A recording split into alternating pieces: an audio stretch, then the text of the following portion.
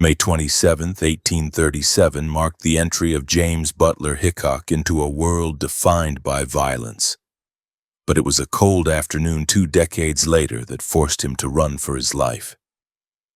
The humidity of the Illinois River Valley clung to the workers digging the Illinois and Michigan Canal, turning the clay soil into a thick, suffocating paste that coated men and mules alike. James stood alongside the towpath, his boots sinking into the muck while the sounds of shovels striking rock and the shouts of exhausted laborers filled the air. He wiped sweat from his forehead with a forearm stained by hours of hauling cargo, his eyes scanning the muddy water where the barges drifted sluggishly downstream. The man known later as Wild Bill was not yet a legend, just a tall, broad-shouldered laborer with a reputation for a quick temper and heavy fists. The conflict that ignited his exodus began with a simple dispute over the right-of-way on the narrow towpath. Charles Hudson, a fellow worker with a thick neck and a penchant for bullying younger men, drove his team of mules directly toward James's wagon. The path was too narrow for both to pass without one yielding, and neither man showed any inclination to move. Hudson cracked his whip, the leather tip snapping inches from James's face, a deliberate provocation meant to test the younger man's resolve. James did not flinch, stepping forward to grab the bridle of Hudson's lead mule, halting the animal with a sharp jerk of his arm. The beast reared, its hooves splashing dark water onto the bank, and Hudson leaped from his seat with a roar of indignation. James met the charge with a solid stance, bracing his boots against the slippery ground as Hudson swung a heavy fist at his jaw. The blow connected with a dull thud, snapping James's head back, but he absorbed the impact and countered with a driving punch to Hudson's stomach. The air left Hudson's lungs in a ragged gasp, and he doubled over, clutching his midsection. James did not hesitate, grabbing Hudson by the collar of his rough-spun shirt and hurling him backward. Hudson stumbled, his boots losing traction on the slick clay, and he fell hard onto the path. James stood over him, chest heaving, his knuckles bruised and throbbing from the impact. Hudson scrambled to his feet, enraged and humiliated in front of the other workers who had stopped to watch the brawl. He lunged at James, tackling him around the waist and driving him toward the edge of the canal. The two men grappled, their boots churning the mud as they fought for dominance. James drove an elbow into Hudson's spine, trying to break the hold. But Hudson's grip was ironclad. They teetered on the brink of the embankment, the dark water waiting below. With a final desperate heave, Hudson shifted his weight, and both men toppled over the edge, plunging into the cold, murky canal. The water was a shock to the system, instantly soaking their heavy clothes and dragging them down. They thrashed in the silt-filled depths, the fight continuing beneath the surface. James kicked out, his boot finding purchase on Hudson's leg, and he pushed away, breaking the surface to gasp for air. Hudson surfaced a moment later, sputtering and coughing, his face twisted in rage. He swam toward James, hands reaching for his throat. James struck out, his fist connecting with the side of Hudson's head. Hudson went limp for a second, his eyes rolling back, and he slipped beneath the brown water without a sound. James waited, treading water, expecting his opponent to resurface, but the canal remained undisturbed save for the ripples of their struggle. Panic seized James as the seconds ticked by. He dove under, groping in the darkness for Hudson, but his hands found only mud and debris. He surfaced again, scanning the bank where the other workers stood in stunned silence. To his eyes, it looked as if he had just killed a man. The fear of the gallows, a very real threat in a region trying to establish law and order, gripped his chest tighter than the cold water. He swam to the opposite bank, hauling himself out of the canal, his clothes heavy with water and silt. He did not look back at the spot where Hudson had gone down. He ran. James fled into the dense woods bordering the canal, his breath coming in ragged tears as branches whipped his face and brambles tore at his wet clothing. He ran until his legs burned and his lungs screamed for relief, putting miles between himself and the scene of the perceived murder. He assumed a new identity in his mind, shedding the skin of the farm boy from Troy Grove and becoming a fugitive.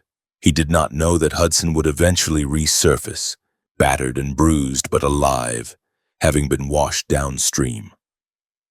To James, he was a killer on the run, and that belief hardened his demeanor as he moved south and west, away from the life he knew.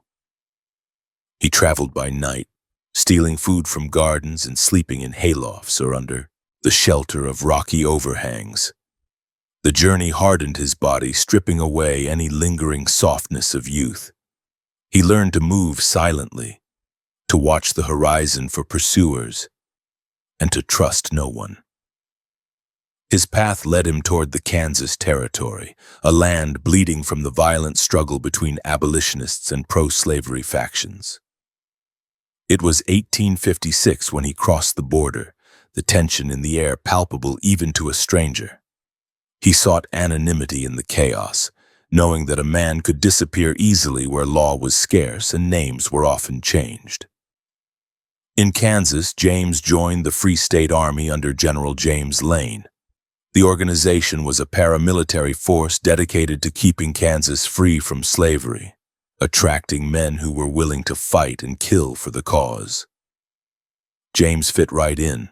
He was assigned to a company of scouts, his keen eyesight and natural marksmanship quickly earning him a place among the elite.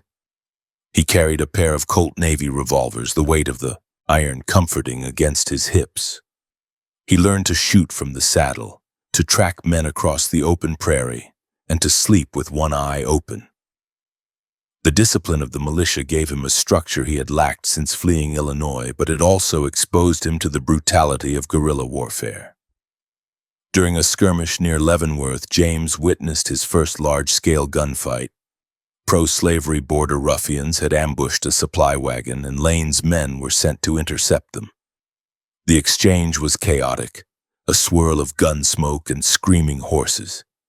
James fired his revolvers with steady hands, the recoil jarring his arms as he took aim at the shadowy figures in the tree line. He saw men fall, their bodies jerking as bullets found their marks.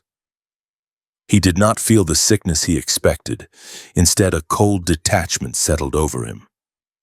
He was surviving. He was fighting back. This realization marked a significant shift in his psyche. He was no longer running from violence. He was walking toward it. After the militia disbanded, James drifted to Monticello Township in Johnson County. It was 1858, and the town needed a constable. The position was dangerous, paid little, and required a man who could intimidate the rowdy elements that frequented the local saloons. James took the job. He pinned a tin star to his vest, the metal dull and scratched, but it symbolized authority. For the first time, he was the law. He patrolled the muddy streets of Monticello, breaking up fights and dragging drunks to the small wooden jailhouse. He used his fists more than his guns, his size and strength usually enough to quell disturbances. One evening, a group of teamsters rolled into town, fresh from the Santa Fe Trail and looking for trouble. They took over the only tavern, smashing bottles and harassing the locals. James walked in alone, the noise dying down as he stepped through the door. The leader of the teamsters, a scarred man with a knife on his belt, laughed at the young constable. James walked up to him, his face impassive. He told the man to leave. The teamster reached for his knife, but James was faster. He drew his revolver and cracked the barrel across the man's wrist, shattering the bone. The knife clattered to the floor and the room went silent. James marched the man out, the other teamsters following meekly behind.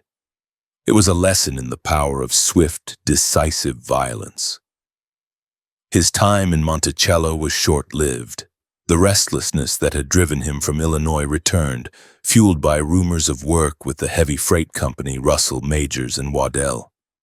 They were hiring teamsters and stock tenders for the long hauls across the plains. It was dangerous work, plagued by weather, bandits, and hostile tribes, but it paid well. James signed on, leaving the badge behind.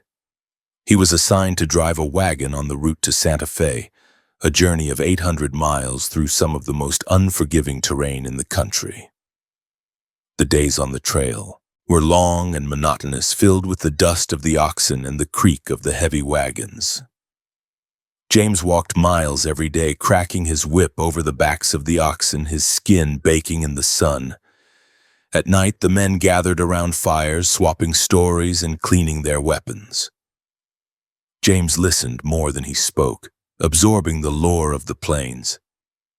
He practiced his shooting whenever he had spare ammunition, setting up bottles or pieces of wood and firing until he could hit them without aiming. He learned to shoot with both hands, a skill that would define his later career.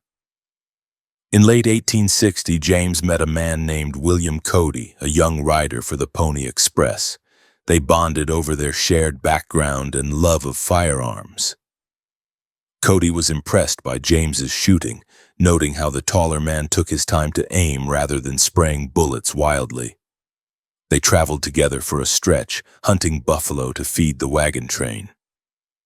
James dropped a bull buffalo with a single shot from 200 yards, the heavy slug piercing the animal's heart. It was a display of precision that few could match. The harsh conditions of the trail took their toll. During a winter haul, James suffered an attack by a bear that had wandered onto the trail, attracted by the smell of food. The animal blocked the path, a massive wall of fur and muscle. James tried to scare it off with a shot in the air, but the bear charged. His horse bolted, throwing him to the frozen ground. The bear was on him in seconds, claws tearing at his coat. James managed to draw his knife, driving the blade into the bear's side while firing his revolver blindly into the animal's chest. The bear collapsed on top of him, its weight crushing the air from his lungs. Other teamsters pulled the carcass off him, revealing deep gashes on his arm and shoulder.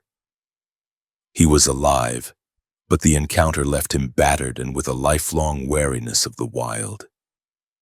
He recovered slowly, his injuries making it difficult to drive a team. The freight company reassigned him to light duty at a swing station in Nebraska Territory. The station was called Rock Creek, a lonely outpost consisting of a main house, a stable, and a corral. It was a crucial stop for the stagecoaches and Pony Express riders, a place to change horses and grab a quick meal. James arrived in early 1861, limping slightly, his arm still stiff from the bear attack. He was given the job of stock tender, caring for the horses and maintaining the stable. It was a step down from the freedom of the trail, but he needed the rest. Rock Creek Station was owned by the company but built on land leased from a local man named David McCandless. McCandless was a brute of a man, known for his bullying tactics and Confederate sympathies. He resented the company's presence and constantly demanded more money or payment for perceived damages. He mocked James, calling him Duck Bill because of his long nose and protruding upper lip. James ignored the taunts, focusing on his work.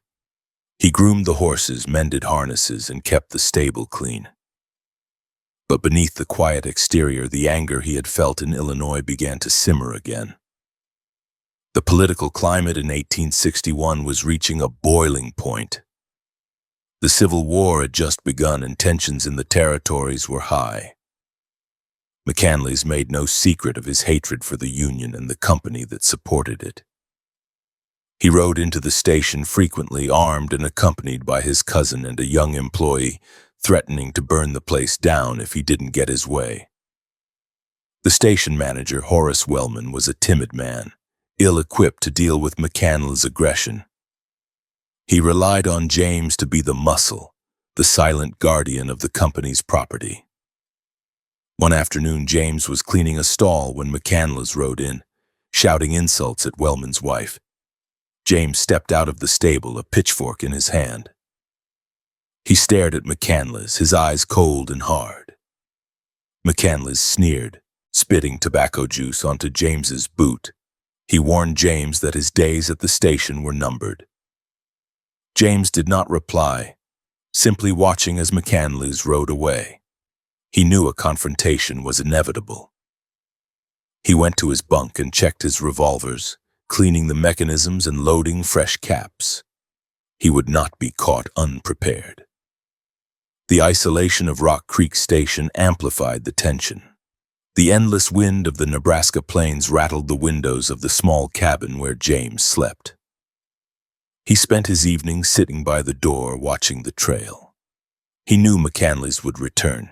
He practiced drawing his weapon, the motion becoming fluid and automatic.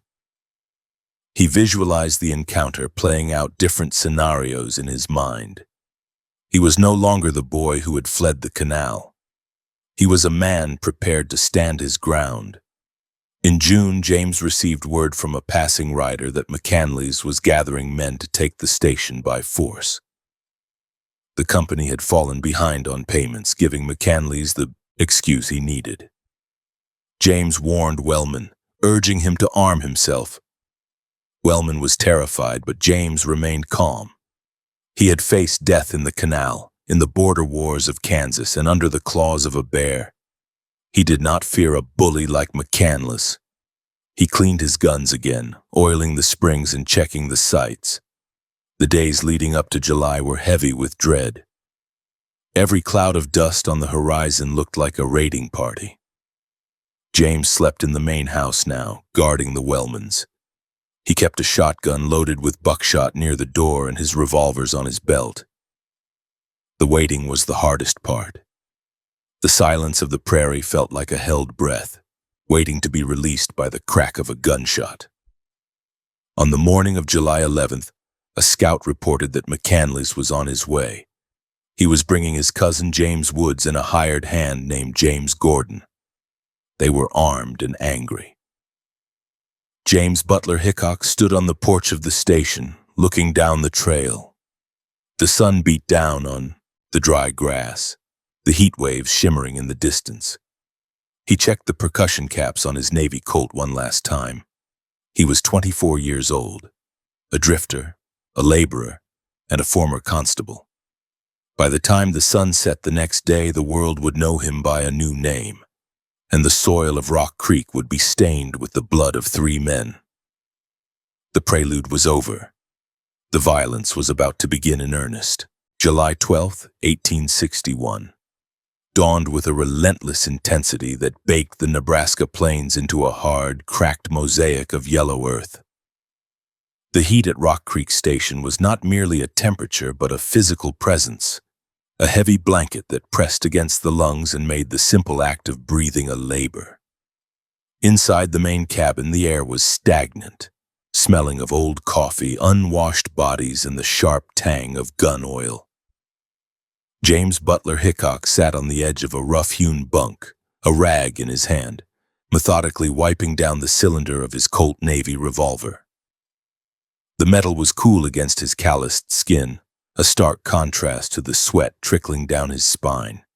He checked the percussion caps for the 3rd time that hour, his eyes narrowing as he inspected the copper for any sign of corrosion. Outside, the wind howled ceaselessly, rattling the wooden shutters and kicking up clouds of dust that coated everything in a fine, gritty layer. Horace Wellman, the station manager, paced the floorboards with nervous, jerky movements. His boots clicked rhythmically against the wood, a sound that grated on Hickok's nerves. Wellman was a small man, his face pale and drawn with anxiety. He stopped occasionally to peer through the cracks in the shuttered window, his eyes scanning the horizon for the inevitable arrival of David McCandless. Jane Wellman sat at the wooden table, her hands gripping a heavy iron skillet as if it were a shield. She was a woman hardened by the frontier, but the fear in her eyes was unmistakable. The threat McCandless had issued the previous day hung in the room like smoke, a promise of violence that none of them could ignore. Hickok remained silent, his focus entirely on the weapon in his hands. He knew that when the time came, words would be useless. It was 4 in the afternoon when the sound of approaching hoofbeats cut through the noise of the wind. Hickok stood up, holstering his revolver and moving to the heavy curtain that divided the main room from the sleeping quarters. He positioned himself behind the fabric, a shadow in the dim light. Through the gap, he could see the front door, a rectangle of harsh sunlight that would soon frame their attacker. The riders pulled up outside, the leather of their saddles creaking and the horses blowing hard from the ride. David McCannell's voice boomed out loud and arrogant, calling for Wellman to come out and face him. The man sounded drunk on power, his tone dripping with the contempt he held for the station employees. Wellman stepped onto the porch, his knees shaking visibly. He tried to speak, but his voice cracked. McCanley's laughed, a harsh, grating sound. He was a giant of a man, standing well over 6 feet with a reputation for brutality that stretched across the territory. Beside him rode his cousin James Woods and a hired hand named James Gordon. Both men looked eager for a fight, their hands resting near their weapons. McCandless demanded the money he claimed the company owed him, threatening to burn the station to the ground if he didn't get it. Wellman stammered an excuse, retreating back into the safety of the house. McCandless dismounted, handing the reins of his horse to his 12-year-old son, Monroe, who had ridden along with the group. The boy watched with wide, fearful eyes as his father marched toward the door. McCandless stepped onto the threshold, his large frame blocking out the light. He peered into the gloomy interior, his eyes adjusting to the darkness. He saw Jane Wellman at the table and sneered. Then his gaze shifted to the curtain. He knew Hickok was there. He called out to him using the derogatory nickname he knew Hickok hated. He demanded that Duck Bill come out and fight like a man. Hickok did not move. His hand rested on the grip of his revolver, his thumb hovering over the hammer. He replied calmly that he would not come out, that McCandless should leave while he still could. The refusal only enraged the big man further. McCandless stepped into the room, his boots thudding heavily on the floor. He announced that if Hickok wouldn't come out, he would come in and drag him out. The distance between the two men was less than 10 feet. McCandless moved toward the curtain, his intent clear. He reached for the fabric, intending to rip it aside. Hickok saw the movement and made his choice. There was no hesitation, no moment of doubt. He drew the Colt, the motion a blur of speed and efficiency. He leveled the barrel at McCandless' chest and pulled the trigger. The explosion was deafening in the confined space, the sound amplifying off the wooden walls. A cloud of sulfurous smoke instantly filled the room, obscuring vision. The heavy ball struck McCandless squarely in the heart. The impact was massive, stopping the large man in his tracks. He staggered backward, a look of shock replacing the anger on his face, and then collapsed onto the floorboards, blood already pooling beneath him. Outside, Woods and Gordon heard the shot and reacted instantly. They rushed the door, weapons drawn, intending to overwhelm the man inside. Hickok heard their boots on the porch and pivoted, firing blindly through the smoke toward the doorway. The second shot went wild, embedding itself in the door frame, but it forced the attackers to pause. Hickok stepped out from behind the curtain, his eyes stinging from the powder smoke. He saw Woods trying to enter through a side door and Gordon running around to the back. The fight had fragmented, becoming a chaotic scramble for survival. Hickok moved to the window, spotting Woods as he tried to force his way in. He fired again. The ball hit Woods in the ribs, a devastating wound that shattered bone and drove the breath from his lungs. Woods fell back into the high weeds near the garden, clutching his side and screaming in agony. Gordon, seeing his companions fall, turned to flee. He ran toward the brush line near the creek, hoping to find cover. Hickok stepped onto the porch, the sunlight blinding him for a fraction of a second. He raised his revolver, tracking the running man. He fired. The shot missed, kicking up dirt near Gordon's heels. Gordon kept running, disappearing into the thicket. Hickok did not pursue immediately. He turned his attention back to Woods, who was still thrashing in the weeds. The station was a scene of carnage. McCandless lay dead in the doorway, his eyes staring unseeingly at the ceiling. The smell of blood mixed with the gunpowder, creating a metallic copper scent that hung heavy in the heat.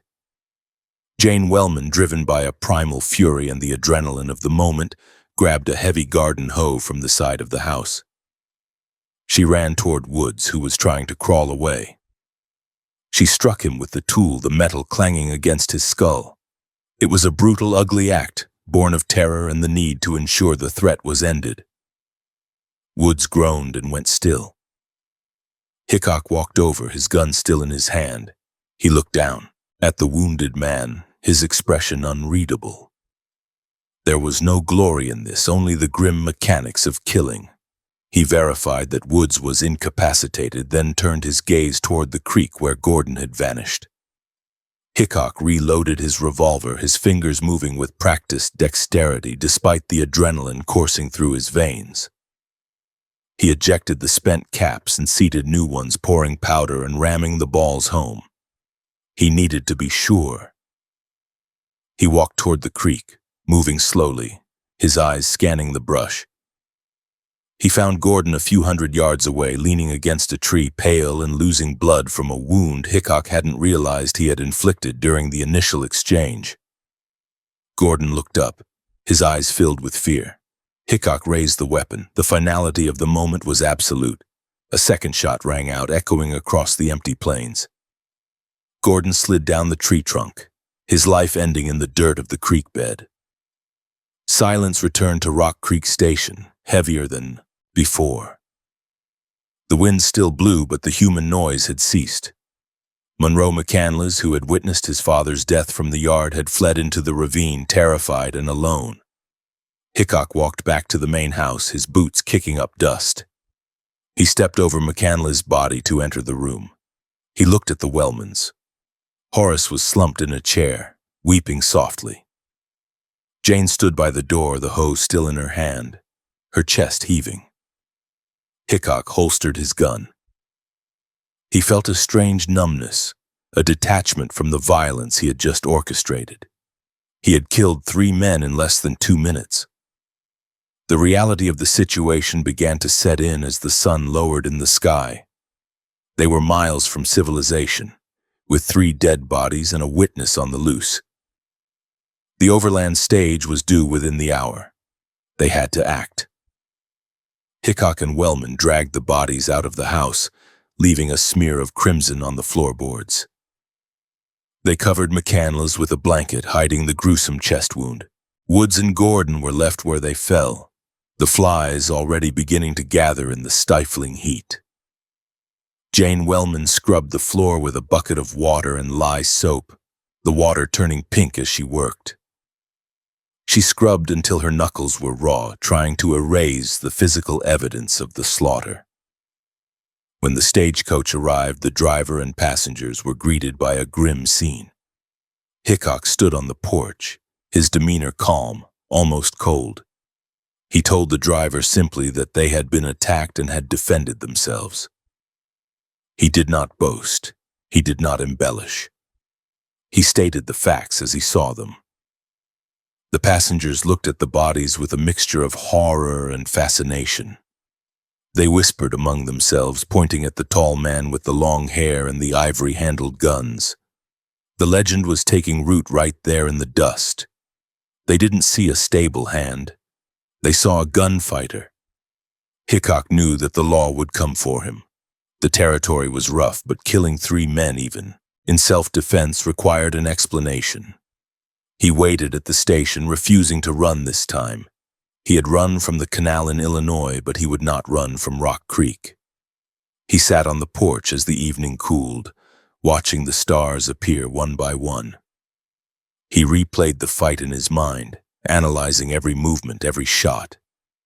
He had been faster. He had been deadlier.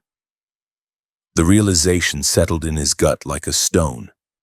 He had crossed a line that afternoon.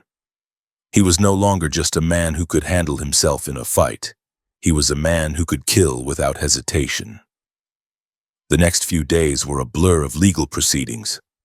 A sheriff arrived from the county seat, arresting Hickok Wellman, and another employee named Brink. They were taken to Beatrice for a hearing.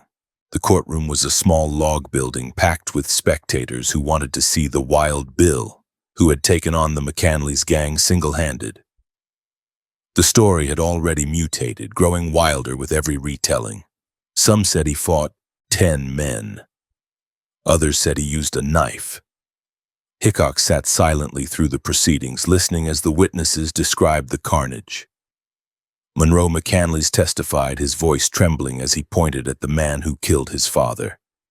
Hickok met the boy's gaze, his face impassive. The judge, a local man with a pragmatic view of frontier justice, listened to the testimony. The territory was on the brink of war. McCanley's had been a Confederate sympathizer and a known bully. The defense argued that Hickok was protecting company property and the lives of the Wellmans. The line between murder and defense was thin, blurred by the harsh realities of the place and time. After brief deliberation, the judge ruled that there was insufficient cause to hold the men for trial. It was a dismissal, a freeing of the prisoners. Hickok walked out of the courtroom a free man, but the stain of the event would never leave him. He returned to the station only briefly to collect his meager belongings. The place felt different now, haunted by the violence. He could still see McCanley's falling, still hear the sound of the hose striking bone. He saddled his horse, a roan mare he had bought from the company, and rode out. He did not look back. The name Wild Bill followed him, whispered in saloons and shouted in newsprint. The Eastern newspapers picked up the story, transforming the sordid, bloody shootout into a heroic stand of one man against a gang of desperados. They stripped away the grime, the sweat, and the fear, replacing it with gallantry and romance. But Hickok knew the truth. He knew the smell of the blood and the look in Gordon's eyes before the final shot. He drifted toward Leavenworth, seeking the anonymity of the army again.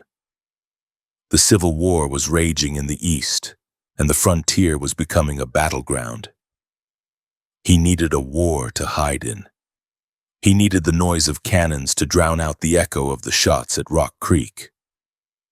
He enlisted as a civilian scout, his reputation preceding him. Officers looked at him with new respect, seeing a weapon they could use. He accepted the role, embracing the persona that fate had thrust upon him. He grew his hair longer, wore finer clothes, and kept his guns in perfect order. If the world wanted a killer, he would look the part. The psychological toll of the massacre at Rock Creek was profound. Before, violence had been a tool of survival. Now, it was his defining characteristic. He became hyper-vigilant, never sitting with his back to a door, always scanning a room for threats.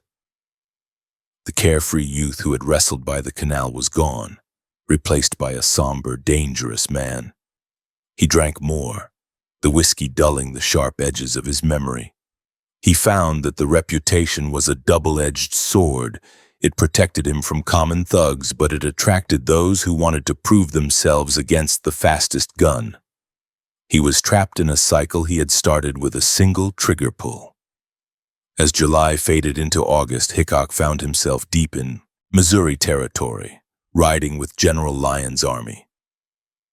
The heat was just as oppressive as it had been in Nebraska, but the stakes were higher. He moved through the woods like a ghost, scouting Confederate positions. He felt a kinship with the predators of the forest, the wolves and the hawks. He was part of the food chain now, a hunter of men. The slaughter at Rock Creek had stripped away his innocence, leaving behind a cold efficiency that would serve him well in the years to come. He was no longer James Butler Hickok, farm boy and laborer. He was Wild Bill, the man who killed McCandless, and the West was just beginning to understand what that meant. He checked his revolvers every night, a ritual that brought him comfort. The click of the cylinder was a lullaby, a promise of safety in a hostile world. He remembered the weight of the gun in his hand as he aimed at McCandless. It had felt natural, an extension of his will. That was the most terrifying part of all, not the killing itself, but the ease of it. He had found his talent, and it was written in blood on the floor of a stagecoach station in Nebraska. The sun set on the plains, casting long shadows that looked like grasping hands. Hickok rode on into the gathering dark, carrying the ghosts of 3 men with him. The autumn of 1861 brought a bitter chill to the Missouri borderlands, a cold that settled deep in the bones of the men marching south. James Butler Hickok rode at the head of a column of Union cavalry, his eyes scanning the dense oak forests that lined the muddy road. The war here was not the grand maneuvering of armies seen in the East. It was a vicious, intimate struggle fought in ravines and farmyards. The leaves were turning the color of dried blood, a fitting backdrop for the conflict that pitted neighbor against neighbor. Hickok wore the blue coat of a civilian scout, a broad-brimmed hat pulled low over his eyes to shield them from the biting wind. He carried a Sharps rifle across his saddle, a weapon known for its long-range accuracy, and his twin Navy Colts were never out of reach. He had signed on with the Union Army of the Southwest, serving first under General John C. Fremont and later under General Samuel Curtis. The job required a specific set of skills, the ability to read the land, to move without sound, and to kill without hesitation.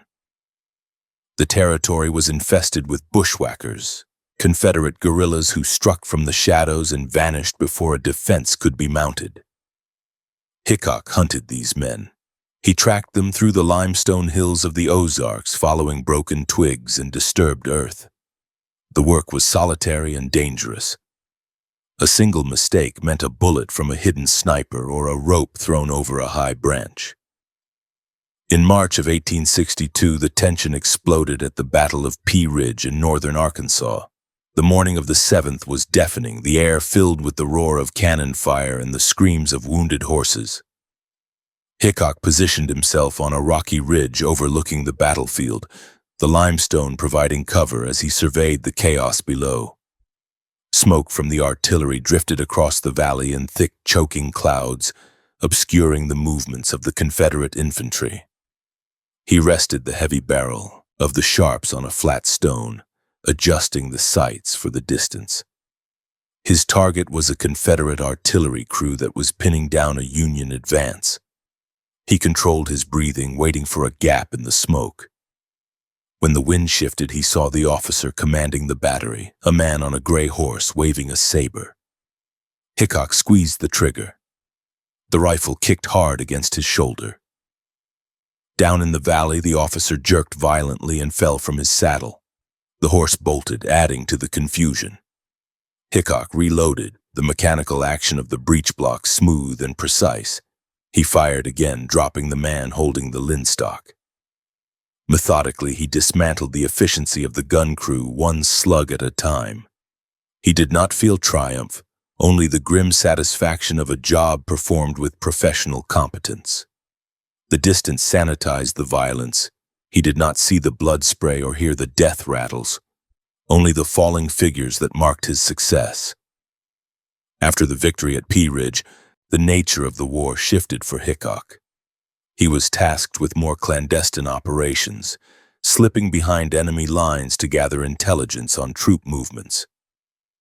This work stripped away the last vestiges of civilized warfare. He traded his blue coat for the rough homespun clothes of a mountain farmer, or the gray uniform of a Confederate private. He rode a nondescript horse and carried a frantic story of displacement to explain his presence in rebel territory. The deception required nerves of steel. One slip of the tongue, one look that lingered too long, and he would be executed as a spy. During one such mission in 1863, Hickok infiltrated the camp of General Sterling Price. He rode boldly into the bivouac, claiming to be a Texan looking for his regiment. The camp was a sprawling mess of tents and wagons, the ground turned to slurry by thousands of boots. Hickok moved among the soldiers, sharing their fires and eating their meager rations of hardtack and salt pork. He listened to the talk of officers, memorizing the strength of the units and their intended route of march. The stench of the camp was overpowering. Unwashed bodies, latrines, and rotting offal. He slept on the wet ground with his revolvers hidden beneath his coat, his hand resting on the grips even in slumber. The danger escalated on the third night. A sergeant who had served in Kansas before the war thought he recognized the tall scout. He followed Hickok to the edge of the camp where the horses were picketed. The confrontation was quiet and brutal. The sergeant stepped out from the shadows of a supply wagon, a pistol in his hand, and demanded to know Hickok's true name. Hickok did not answer with words. He lunged forward, his left hand knocking the pistol aside while his right drew a knife from his boot. The blade entered the man's throat just above the collarbone. Hickok clamped his hand over the sergeant's mouth to stifle the gurgling cry, lowering the dying man to the mud. He waited until the body went limp, then wiped the blade on the sergeant's coat. Escape was now imperative. Hickok saddled his horse in the darkness, his movements efficient and silent. He mounted and walked the animal slowly toward the picket line sentries. When challenged, he mumbled a response about checking the perimeter and kicked the horse into a gallop as soon as he cleared the firelight. Shouts erupted behind him, followed by the crack of muskets. Balls whistled past his head, stripping leaves from the trees. He rode hard through the night, guiding the horse over treacherous terrain by instinct alone. He did not stop until he reached the Union lines at dawn, his horse foaming and exhausted. He delivered his report to the general, the intelligence proving vital for the subsequent maneuvering of the Union forces. The war in Missouri devolved into a series of atrocities as the years dragged on. The line between soldier and criminal erased completely. Bands of irregulars burned, farmhouses, and murdered civilians suspected of harboring the enemy. Hickok saw the aftermath of these raids. Families slaughtered in their yards, livestock shot and left to rot, wells poisoned with carcasses. The sights hardened him further. He stopped taking prisoners during skirmishes with guerrillas. If he caught a man with a torch in his hand or wearing stolen Union boots, the justice was immediate and terminal.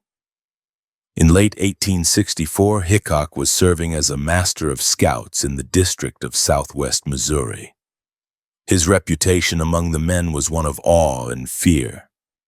They saw how he handled his weapons, how he stood in the open during firefights while others sought cover. He seemed to possess a preternatural calm in the face of death. During an ambush near the White River, his patrol was pinned down by a larger force of rebels firing from a steep bluff. The Union soldiers were taking heavy casualties, the air thick with the buzzing of minie balls. Hickok dismounted and walked into the center of the road. He raised his revolvers and began to fire at the muzzle flashes in the rocks above. His fire was deliberate and terrifyingly accurate. He shot a man leaning over a boulder, then turned and shot another who popped up to reload. The display of marksmanship suppressed the enemy fire just enough for his men to rally and flank the position. When the smoke cleared, 7 rebels lay dead among the rocks. Hickok reloaded his guns without a word, his face a mask of stone. The soldiers looked at him as if he were a demon summoned from the ether. He did not acknowledge their stares. He checked the bodies for intelligence, rifling through pockets with blood-stained hands. The physical toll of the war was immense. Hickok suffered from dysentery and exposure, spending weeks in the saddle with little food or rest. The constant dampness of the Ozark winters seeped into his joints, causing an ache that would plague him for years. His eyes, constantly straining against the sun and the dark, began to feel the first twinges of the photophobia that would later haunt him. But he pushed through the pain, driven by a duty that had become an obsession. He was a weapon of the Union, a tool to be used until it broke. By 1865, the Confederate resistance in the West was crumbling. The large armies had surrendered or disbanded, leaving only scattered groups of diehards. Hickok found himself in Springfield, Missouri, a town trying to rebuild itself from the ashes of occupation. The population was a volatile mix of returning Union veterans and paroled Confederates. The saloons were crowded and fights were common. Hickok walked these streets with the swagger of a survivor. He wore his hair long again, flowing over the shoulders of a coat that was tailored to fit his broad frame. A red sash was tied around his waist, holding the two ivory-handled revolvers that were now his trademark.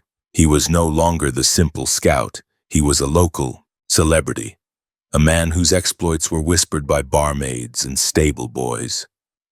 But the fame brought new challenges. Men looked at him with envy or resentment. Among them was Dave Tutt, a former Confederate soldier and gambler who had known Hickok before the war. Tutt was a skilled shot himself, and he resented the adulation Hickok received. The two men circled each other in the gambling halls of Springfield, their interactions polite on the surface but underscored by a deep, simmering hostility. The war had ended, but the violence within Hickok had not. It sat just beneath the skin, waiting for a release. He spent his days at the card tables, his eyes always watching the door. The transition to peace was jarring. There were no more patrols, no more hidden enemies in the woods. There was only the monotony of town life and the ghosts of the men he had killed. He drank to quiet them, but the whiskey only made the memories sharper. He remembered the face of the sergeant he had stabbed, the look of the officer at Pea Ridge. They were part of him now, a collection of dead men that walked in his shadow. Springfield in July was hot and dusty, the square filled with wagons and farmers selling produce. Hickok felt the eyes of the town on him. He knew that peace was an illusion. The war had just changed shape. It was no longer North against South. It was man against man. He kept his guns clean, the ritual of maintenance the only constant in his life. He practiced his draw in the privacy of his room, his hand moving faster than the eye could follow. He knew a test was coming. Tutt was becoming bolder, making comments about Hickok's skill, challenging him over debts and women. One evening, in a crowded saloon on the square, the tension finally breached the surface.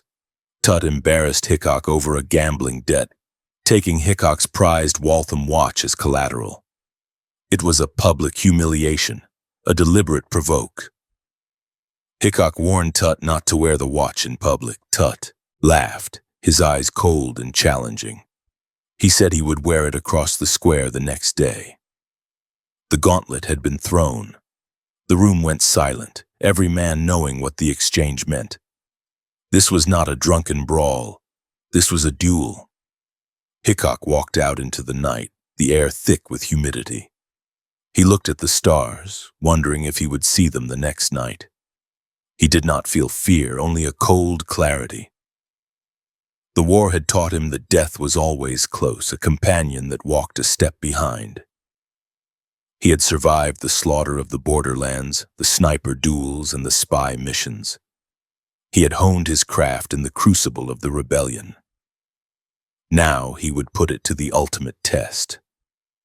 He went to his room and slept, a dreamless sleep of the just or the damned.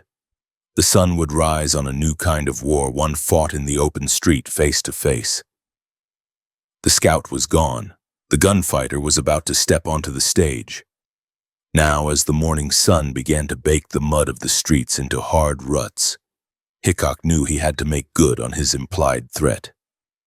To let another man parade his property through the town would be to accept a label of cowardice that would destroy him in this hard country. He dressed with his usual meticulous care, brushing the dust from his frock coat and polishing his boots until they shone despite the grime of the environment. He tied his red sash around his waist, checking the knot to ensure it was secure. Then came the weapons. He checked the loads in his ivory-handled Navy Colts, ensuring the percussion caps were seated firmly on the nipples. He spun the cylinders, listening to the smooth, mechanical whir, a sound that centered him. These were the tools of his trade, the arbiters of his fate. He placed them in the sash, the butts facing forward for a cross draw, a method that allowed him to draw and fire in a single fluid motion. By 10 in the morning, the public square was bustling with activity. Farmers unloaded wagons of produce, merchants shouted their wares, and soldiers from the nearby garrison mingled with the locals. But beneath the commerce, there was a current of anticipation. Word of the dispute had spread through the saloons and boarding houses. Men stood in small knots on the street corners, whispering and glancing toward the Lion House and the courthouse. They were waiting for the show. Hickok walked out onto the street, his stride long and confident. He moved through the crowd, nodding to acquaintances, but his eyes were constantly scanning, looking for the tall, lanky frame of Davis Tutt. He found him near the courthouse, surrounded by a group of sycophants who were egging him on. Tutt was wearing the watch. The gold chain glinted in the harsh sunlight, draped conspicuously across his vest. It was a deliberate provocation, a flag of war waved in Hickok's face. Hickok stopped on the boardwalk, his hand resting near his waist. He did not draw, but the threat was palpable. He called out to Tutt, his voice carrying over the noise of the square. He warned him again not to cross the square with that watch. Tutt laughed, a nervous, high-pitched sound, and turned away, continuing his conversation. But his hand strayed to the butt of his own pistol, betraying his bravado. The hours dragged on, the heat intensifying until the air shimmered above the ground. Hickok retreated to a saloon, drinking slowly, pacing his intake. He was not looking to get drunk.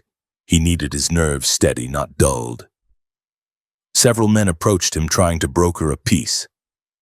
They suggested he just pay the extra $10 and be done with it. Hickok shook his head. It was no longer about the money. It was about the principle, the public insult. If he backed down now, every two-bit gunman in the territory would come looking for him. He had to stand his ground. He sat at a table in the back, cleaning his fingernails with a small knife, waiting for the sun to move, waiting for the inevitable collision. At nearly 6 in the evening, the sun began to dip toward the western horizon, casting long, distorted shadows across the square. The market crowds had thinned, leaving the open space largely empty. The stage was set.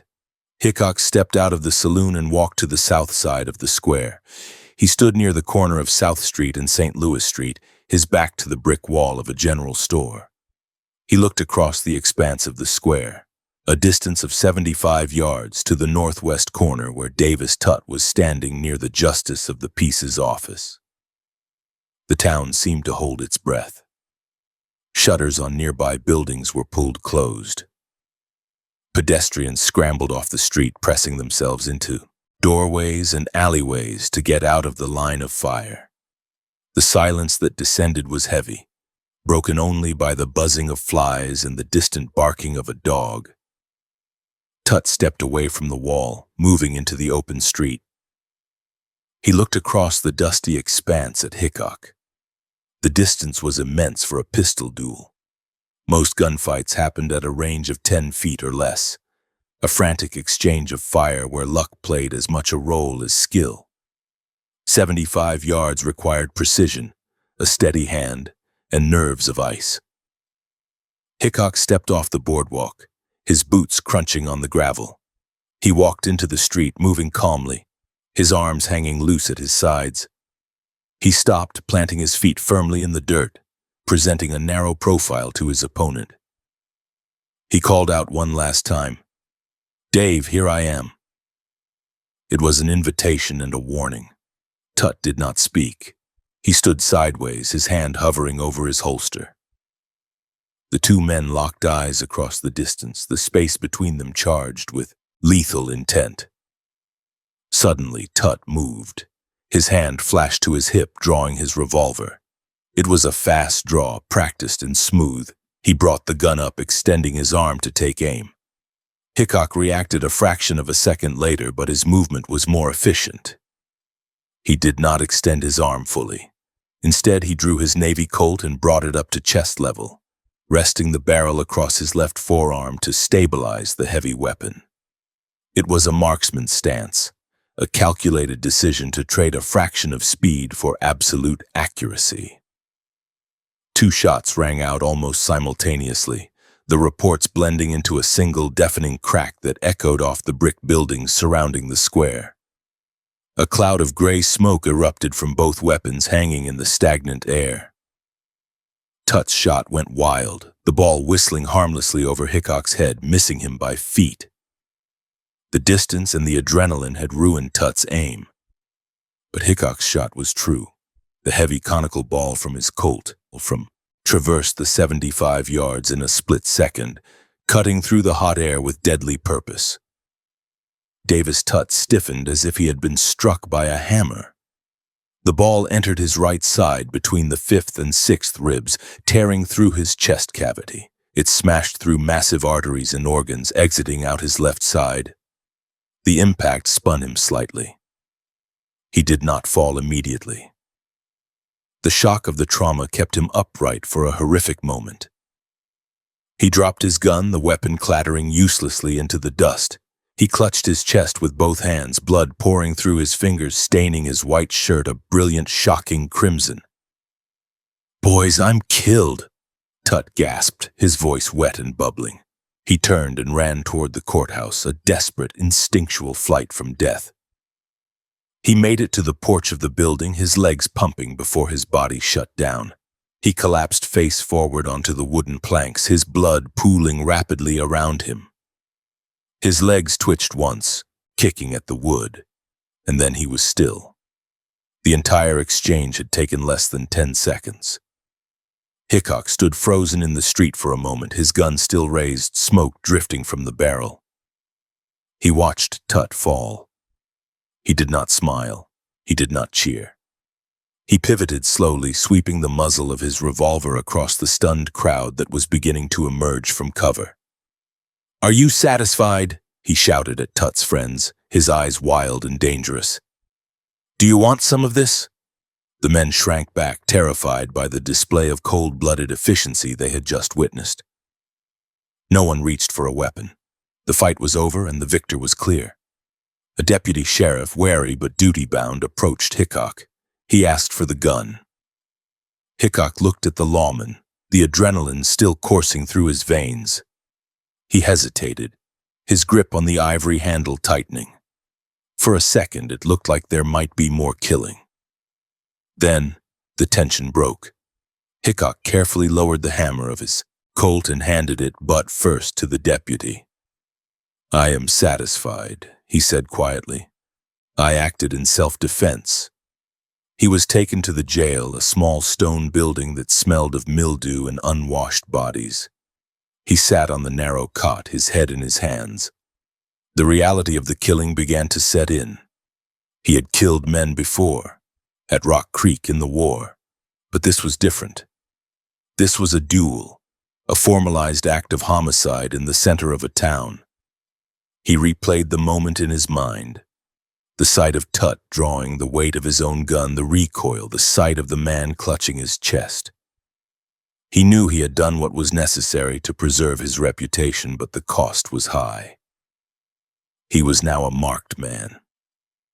The autopsy on Davis Tut was performed the next day.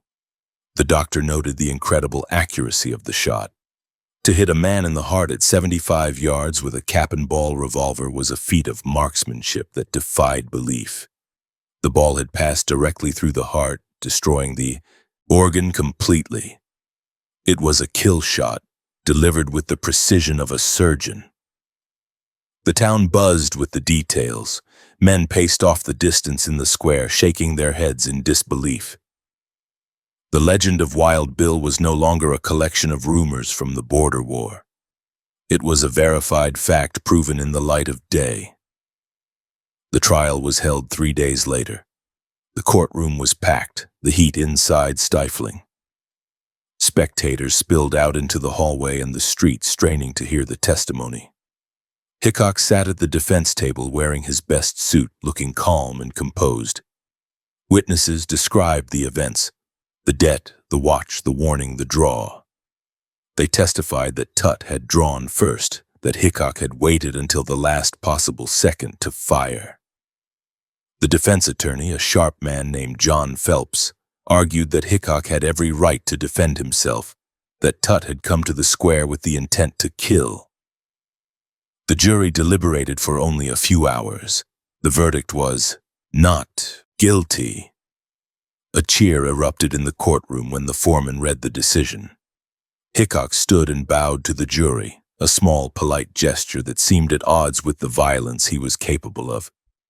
He walked out of the courthouse a free man, but the town of Springfield had changed for him. He saw the way people looked at him now with a mixture of awe and terror. He was the man who had killed Davis Tutt from across the square. He was the Prince of Pistoliers. He retrieved his guns from the sheriff, checking them over carefully before sliding them back into his sash. He also retrieved his watch. The gold Waltham, the object that had sparked the deadly chain of events, was returned to his pocket. He held it for a moment, feeling the weight of the metal. It ticked steadily, indifferent to the life that had been extinguished over it. He wound it slowly, the mechanical sound loud in the quiet of the sheriff's office. Hickok did not stay in Springfield long after the trial. The memories were too fresh, the ghosts too active. He walked the square one last time, looking at the spot where he had stood and the stain on the courthouse porch where Tut had died.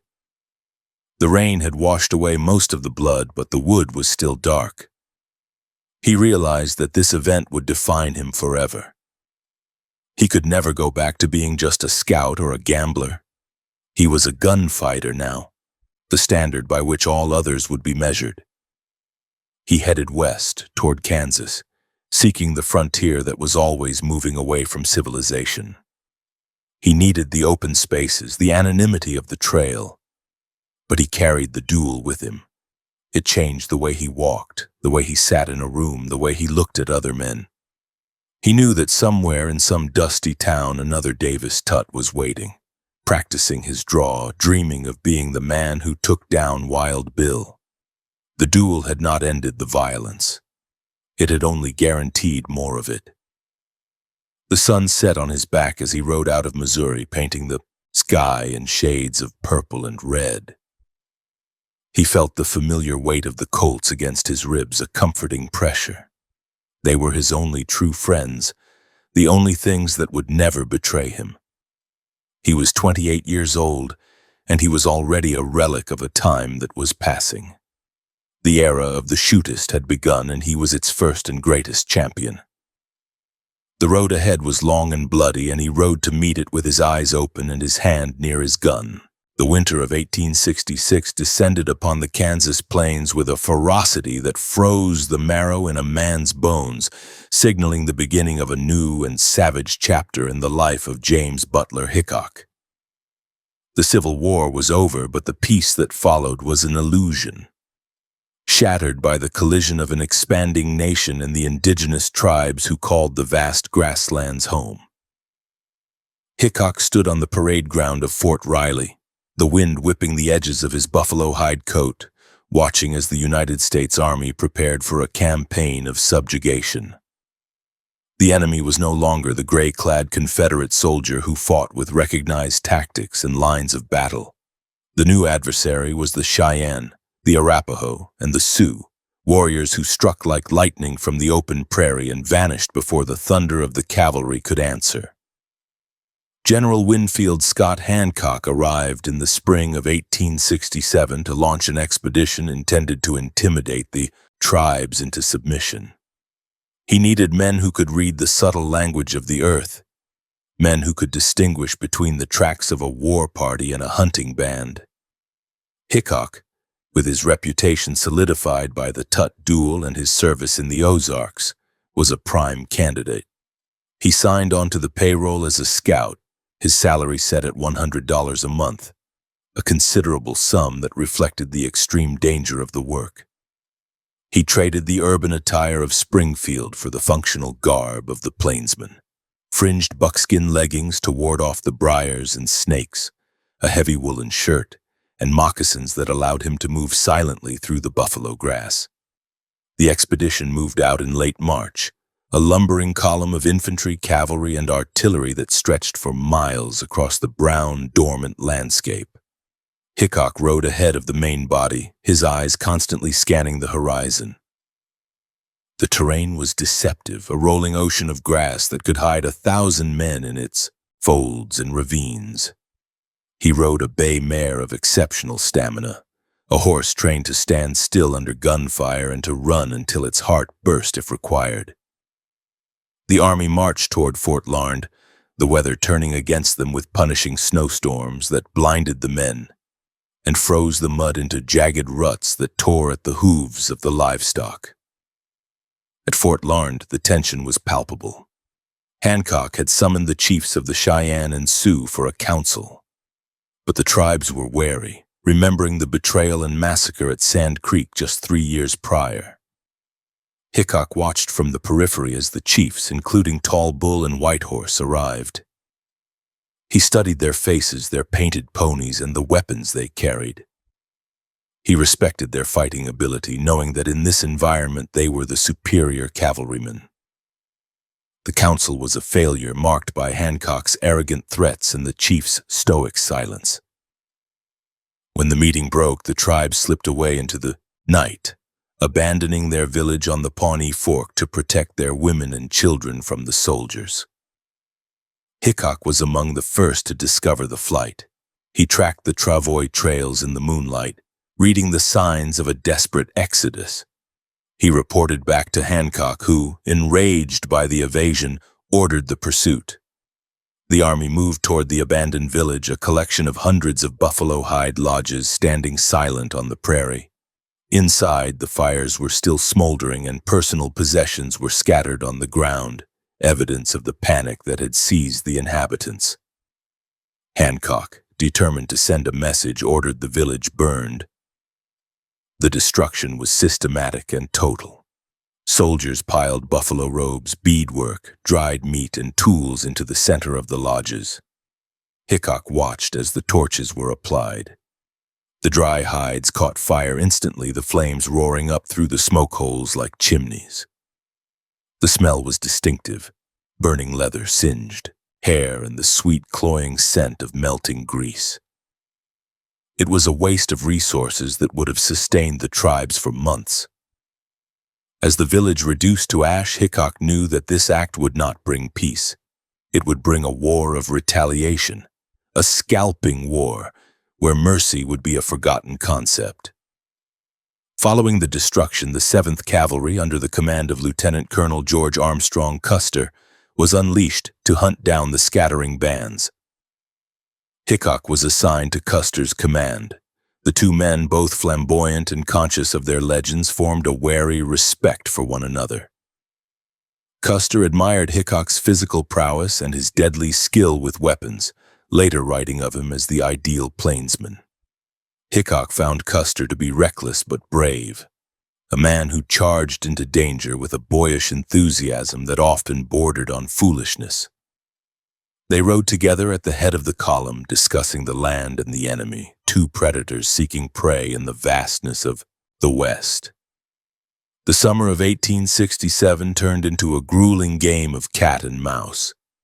The heat was relentless, baking the plains until the ground cracked.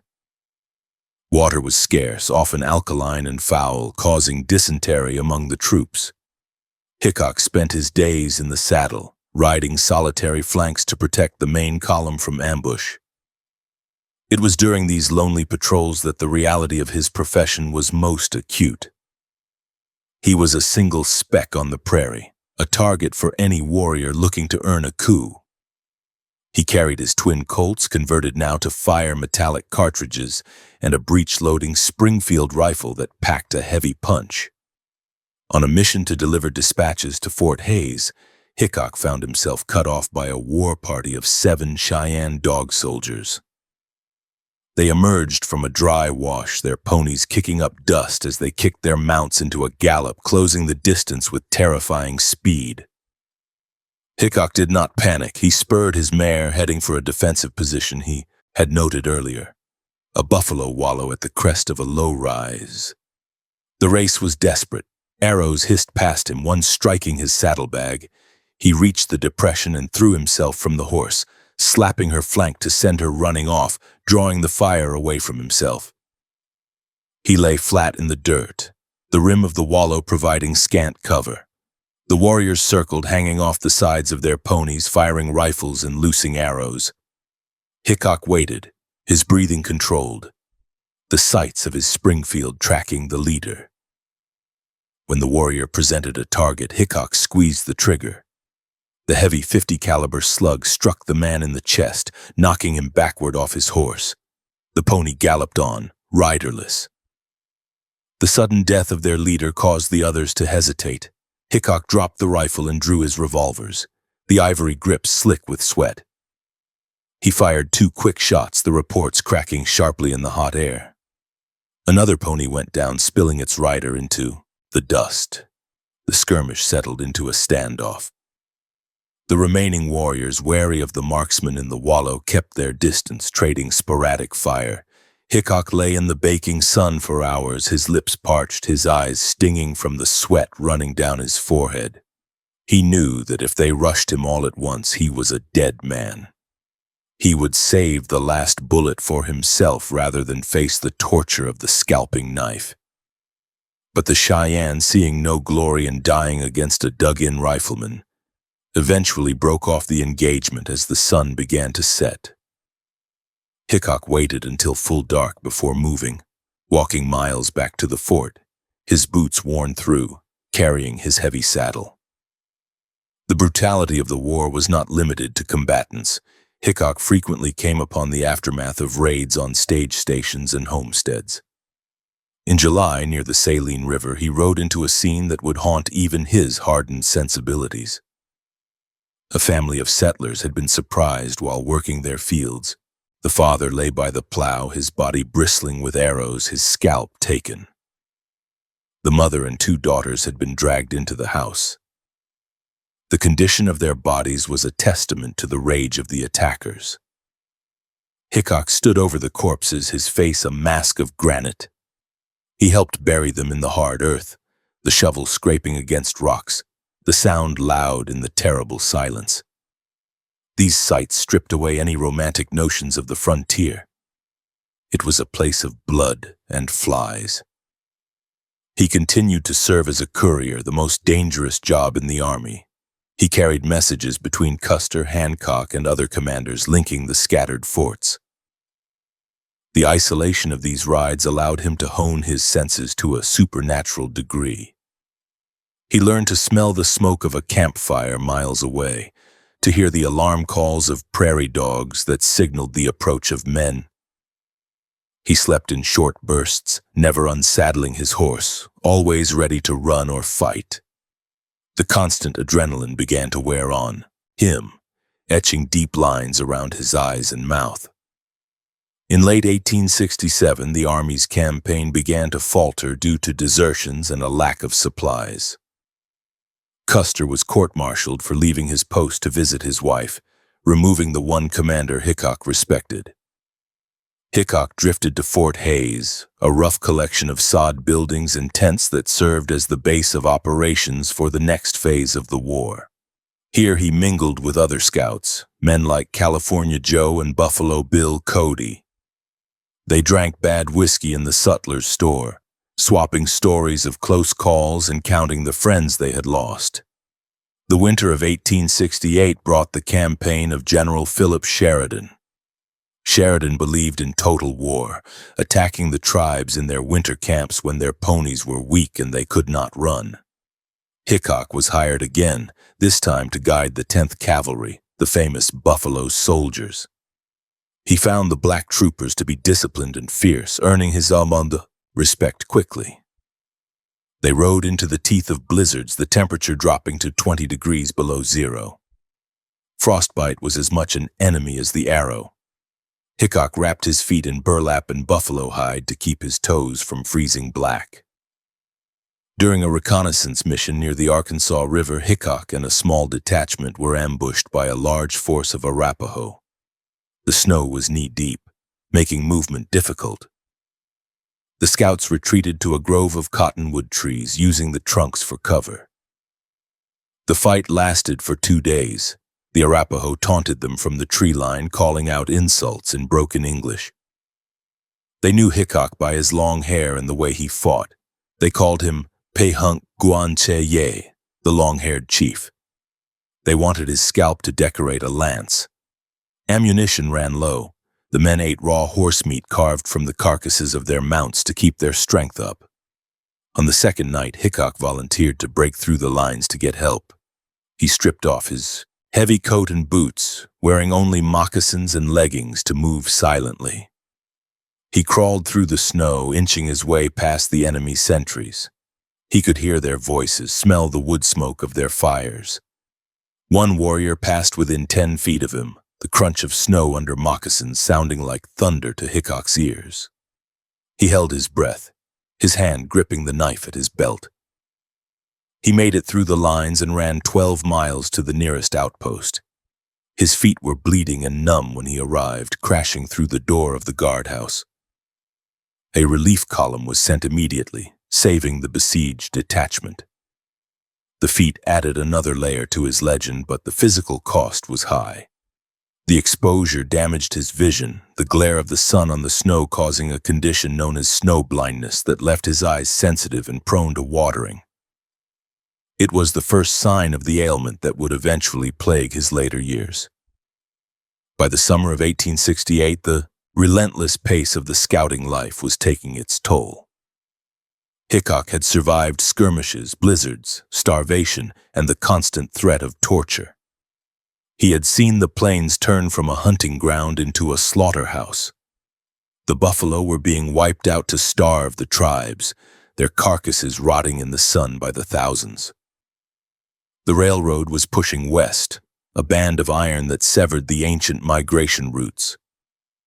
Hickok was an agent of this change, a tool used to clear the path for a civilization he often found less honorable than the savages he fought.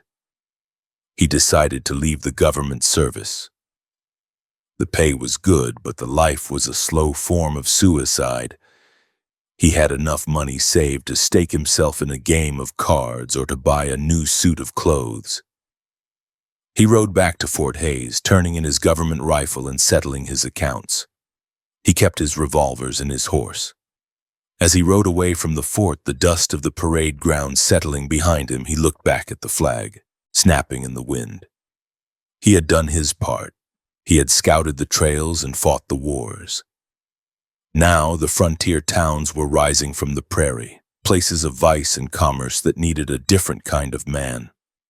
The transition from scout back to civilian was jarring. He carried the habits of the trail with him, the wariness, the silence, the sudden violence.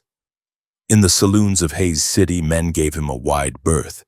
They saw the look in his eyes, the 1,000-yard stare of a man who had looked into the abyss of racial war and survived. He sat with his back to the wall, watching the door, his hands never far from the ivory grips.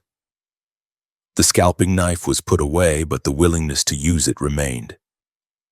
The Indian Wars had hardened James Butler Hickok into a figure of pure iron. He had learned that mercy was a weakness the plains did not forgive. He had learned that the only law that mattered was the one he carried on his hip. He was 31 years old, but his body bore the scars of a man twice his age. He was a survivor of the greatest collision of cultures the continent had ever seen, and he walked away with his scalp intact, a rare feat in those bloody years. The town of Hays City was booming, a rough collection of wood and canvas serving the railroad crews and the soldiers. It was a place without law, a festering sore of violence and depravity. The town elders looked at the tall scout with the long hair and saw a solution to their problem. They didn't need a soldier anymore, they needed a marshal. And Wild Bill Hickok, fresh from the killing fields of the Washita and the Saline, was exactly the kind of monster they needed to tame the other monsters. The scalping knife was traded for a badge, but the work remained the same, holding back the chaos with a gun. 1869 brought a chaotic energy to the high plains of Kansas, centering its fury on the nascent settlement of Hays City. The town sat like an ugly scar on the landscape, a collection of unpainted pine boards and canvas tents huddled near the tracks of the Kansas Pacific Railway. It was the end of the line, the jumping-off point for the great buffalo herds, and a magnet for the dregs of the frontier. The air in August hung heavy and motionless, smelling of rotting buffalo hides, stale beer, and the open latrines that dotted the alleys. The sun beat down on the wide, treeless Main Street, baking the mud into a surface as hard as iron, only to be churned back into a slurry by the incessant traffic of freight wagons and cavalry horses. James Butler Hickok stepped into this festering environment not as a scout, but as a candidate for law enforcement. The citizens of Ellis County, tired of the rampant lawlessness that saw men gunned down in the street over minor disputes, looked for a man who could impose order through sheer force of will. On August 23, 1869, a special election was held. The voters, a mix of merchants, railroad workers, and settlers, cast their ballots with a sense of desperation. When the votes were tallied, Hickok emerged as the acting sheriff of Ellis County and the marshal of Hays City. He pinned the badge to his chest, the metal dull against his dark vest, and walked out into the street to survey his domain. Hays City was different from the cow towns he would later tame. It was wilder, harder, and devoid of the code of conduct that sometimes governed the cattle drives. Here, the population consisted of buffalo hunters, men caked in blood and grease who smelled of death, railroad graders with calloused hands and short tempers, and soldiers from nearby Fort Hays who came to town looking for liquor and women. The saloons, places with names like the Santa Fe and Tommy Drums, were open 24 hours a day, serving raw whiskey that burned the throat and fueled violent rages. There was no jailhouse worthy of the name, only a small, sturdy crib where prisoners were chained until they could be transported or released. Hickok established his headquarters in the saloon owned by Tommy Drum, using a table in the corner as his office. He understood that in a place like Hays, the law was not a book of statutes, but the man standing in front of you with a gun. He patrolled the streets alone, walking down the center of the thoroughfare rather than the boardwalks. This tactic prevented anyone from ambushing him from the dark recesses of a doorway or an alley. He walked with a distinctive gait, a long, swinging stride that covered ground quickly, his eyes constantly moving beneath the brim of his hat. He carried his twin Colts in his sash, butts forward, and often carried a sawed-off shotgun or a heavy walking stick, weapons of intimidation as much as defense.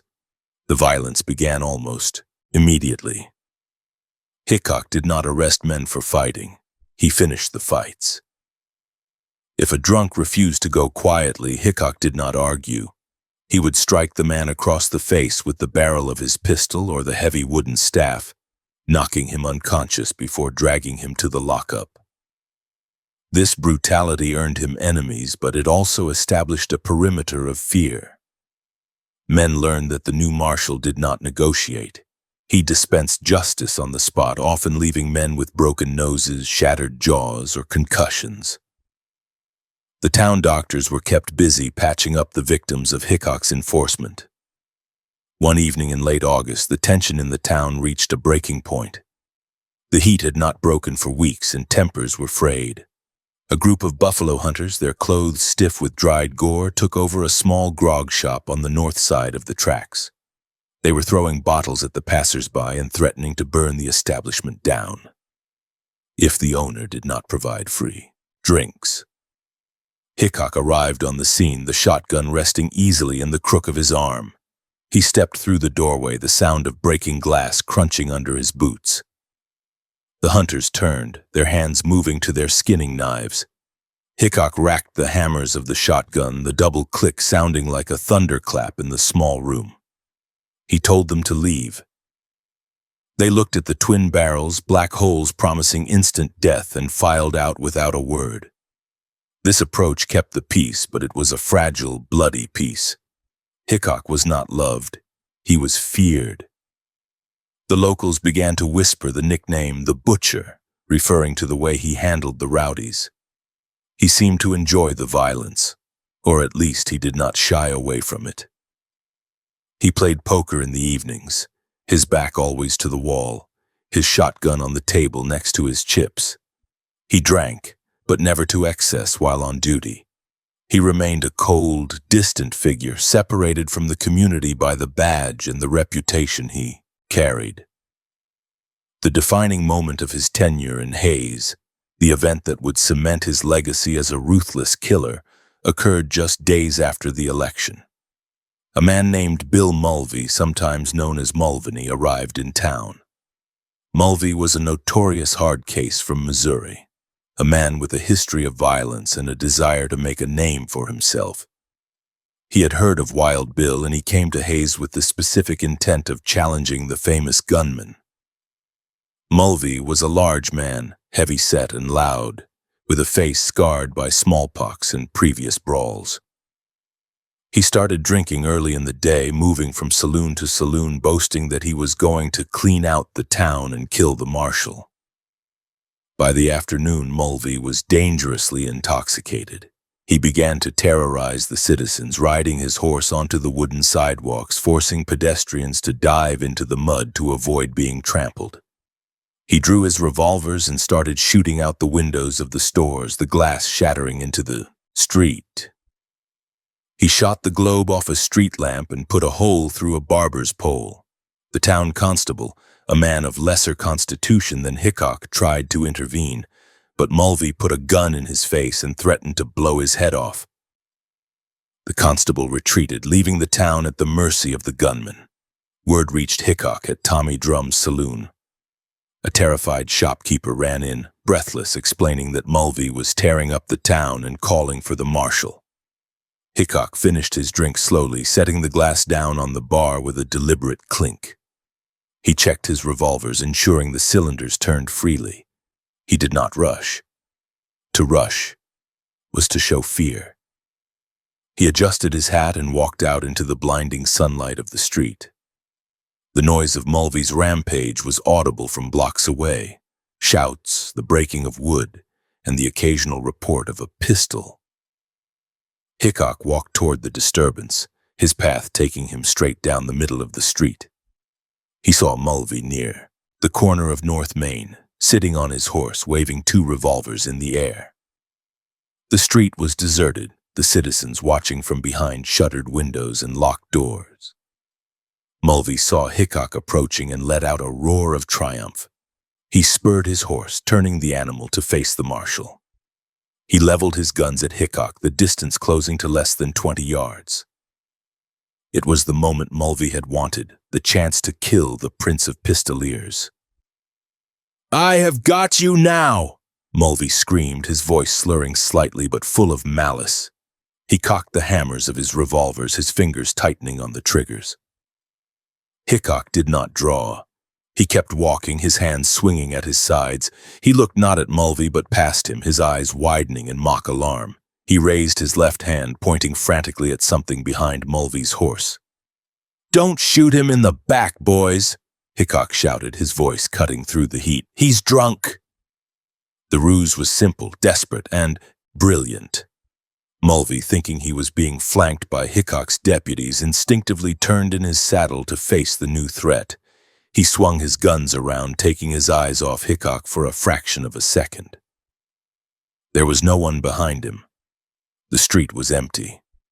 In that split second of distraction, the dynamic of the encounter shifted completely.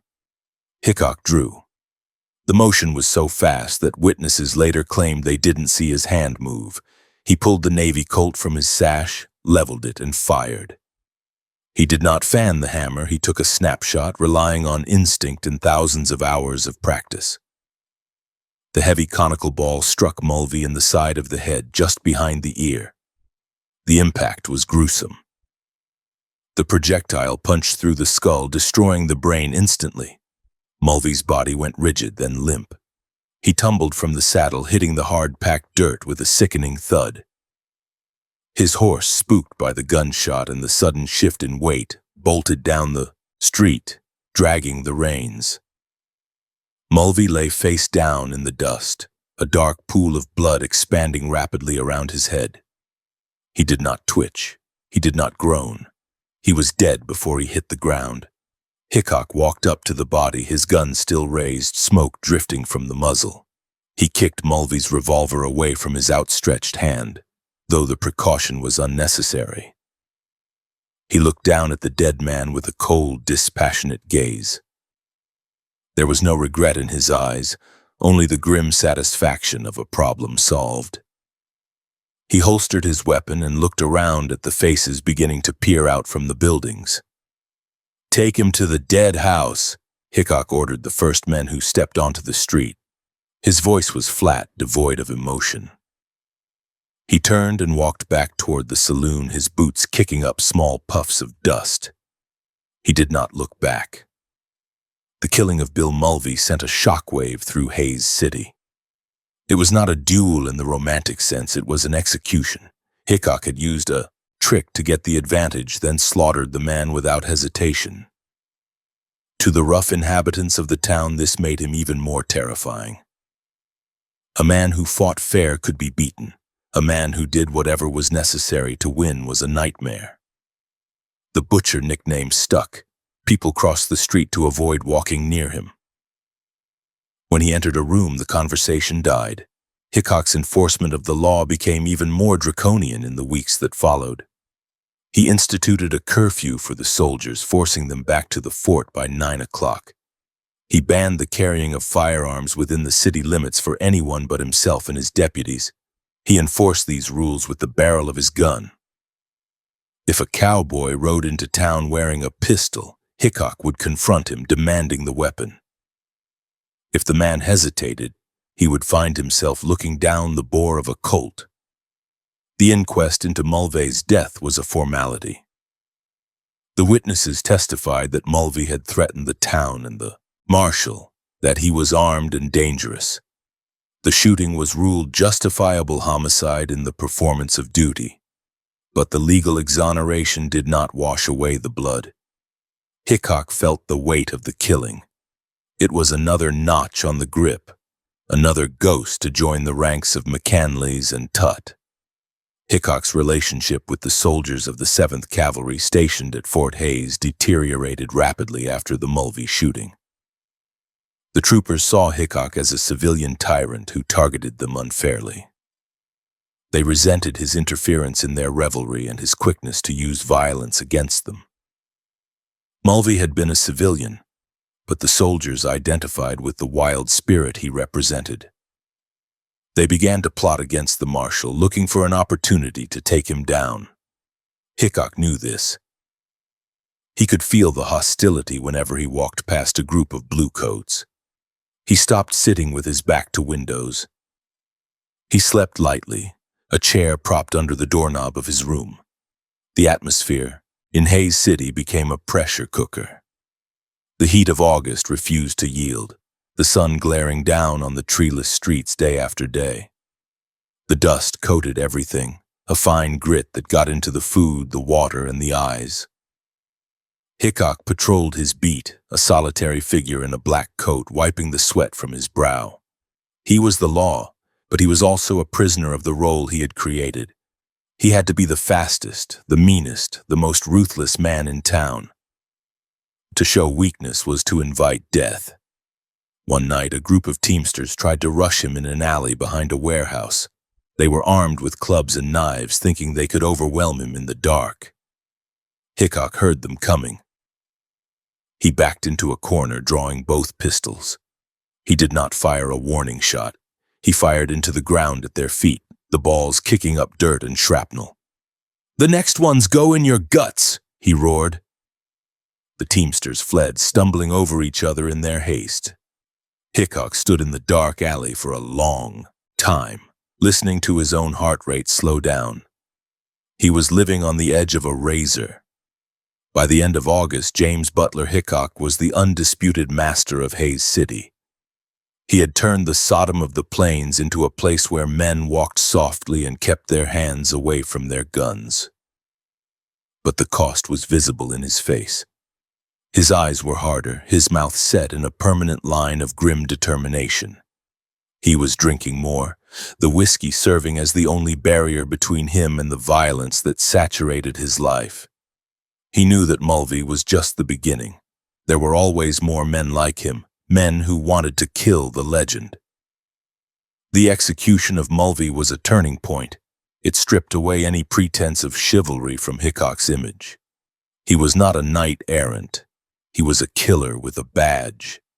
He had looked a man in the eye, tricked him, and blew his brains out. It was effective, it was brutal, and it was necessary. But it was also a descent into a darker place, a place where the difference between the lawman and the outlaw was measured only by who was left standing when the smoke cleared. As September approached, bringing the promise of cooler weather but no relief from the violence, Hickok readied himself for the next challenge. He knew the soldiers were coming for him. He could see it in their eyes. And he would be ready to butcher them too if that was what it took to stay alive. July 17, 1870 arrived in Hays City encased in a sweltering shroud of heat that turned the Kansas night into a furnace. The air was thick with the static of an approaching storm, but the violence that erupted that evening did not come from the clouds. It came from the simmering hatred between the civilian law and the military might of the United States. James Butler Hickok sat at a table in the back of Paddy Welch's saloon, the wood beneath his elbows sticky with spilled beer and tobacco juice. He was alone, a solitary island in a sea of noise. The saloon was packed with troopers from the 7th Cavalry, men who had spent their pay on cheap whiskey and were now looking for an outlet for their boredom and aggression. They wore their blue wool uniforms unbuttoned at the neck, the sweat staining the fabric dark under the armpits. Their eyes, glazed and bloodshot, kept flickering toward the marshal in the corner. The animosity between Hickok and the 7th was not a secret. It was a tangible force, a tightened wire stretching across the room. Since the killing of Bill Mulvey and the strict enforcement of the curfew, the soldiers viewed Hickok as a tyrant who took pleasure in humiliating them. They remembered the times he had pistol-whipped their comrades and thrown them into the louse-infested jail. Tonight the whispers were louder, the laughter more forced and edged with menace. 2 men in particular held court at the bar, their backs to the mirror, their attention fixed on Hickok. They were Jeremiah Lonergan and John Kyle. Jeremiah Lonergan was a pugilist, a massive Irishman with hands the size of shovels and a neck that seemed to merge directly with his shoulders. He was the kind of man who enjoyed pain, both giving and receiving it. He was a veteran of countless barroom brawls, a man who fought with his knees and teeth as readily as his fists. Beside him stood John Kyle, a smaller man but infinitely more dangerous. Kyle was a Medal of Honor recipient for his actions against the Indians, but he was also a deserter and a killer with a cold, dead look in his eyes. He carried a Remington revolver tucked into his waistband, a violation of the town ordinance that Hickok enforced with such rigidity. Hickok watched them in the reflection of the window, his hand resting near the ivory grip of his Colt. He knew the signs of an impending storm. The way Lonergan flexed his fingers, the way Kyle spoke in low, hushed tones to the men around him. The marshal finished his drink, the liquid warm and bitter. He considered leaving, walking out into the night and avoiding the confrontation, but to leave would be to show fear. In Hays City, fear was a death sentence. He remained seated, his posture relaxed, but his muscles coiled like springs. The clock on the wall ticked past 11. The noise in the saloon reached a crescendo. Lonergan pushed away from the bar, his boots heavy on the sawdust-covered floor. He walked toward Hickok's table, his movements exaggerated and clumsy with drink. Kyle followed a few paces behind, his hand hovering near his waist. The other soldiers in the room fell silent, sensing the shift in the atmosphere. The piano player stopped mid-song, his fingers hovering over the keys. Lonergan stopped at the table, leaning over so his face was inches from Hickok's. He smelled of rot-gut whiskey and unwashed wool. He slammed a heavy fist onto the table, making the glasses jump. He called Hickok a coward, a long-haired dandy who hid behind a badge. He challenged the marshal to fight him like a man without the guns. Hickok looked up at him, his expression bored. He told Lonergan to go back to the fort and sleep it off. The dismissal was the spark that ignited the powder keg. Lonergan roared and lunged. He did not throw a punch. He threw his entire body across the table, tackling Hickok. The chair shattered under the impact, sending both men crashing to the floor. Hickok hit the ground hard, breath driven from his lungs. Lonergan was on top of him instantly, his weight crushing. The Irishman's hands went for Hickok's throat, thick fingers digging into the windpipe. Hickok gagged, his vision swimming as the oxygen was cut off. He brought his knee up, driving it into Lonergan's groin, but the big man was too drunk or too enraged to feel it. The saloon erupted into chaos. Soldiers cheered, urging Lonergan to kill the marshal. Hickok struggled to break the hold, his boots scraping for purchase on the floorboards. He managed to free one arm and drove a fist into Lonergan's ear, a blow that would have dropped a lesser man. Lonergan only grunted and tightened his grip. Hickok felt the darkness encroaching at the edges of his vision. He was fighting for his life against a giant who wanted to snap his neck. Then the dynamic shifted from a brawl to an execution. John Kyle stepped forward, drawing his Remington. He stood over the tangled pair, a cruel smile on his face. He pressed the muzzle of the gun against Hickok's ear. "I'll finish the bastard," Kyle shouted. The metal was cold against Hickok's skin. The hammer clicked back. Hickok reacted with a desperation born of pure survival instinct. He twisted his head violently to the side just as Kyle pulled the trigger. The gun misfired, the cap snapping loudly but the powder failing to ignite. It was a 1-in-a-million failure of the mechanism, a reprieve granted by chance. Kyle cursed and cocked the weapon again. Hickok did not wait for the second attempt. With a surge of hysterical strength, he bucked his hips, throwing Lonergan slightly off balance. His right hand, pinned beneath the Irishman's bulk, clawed its way to his sash. He felt the smooth ivory of his Navy Colt.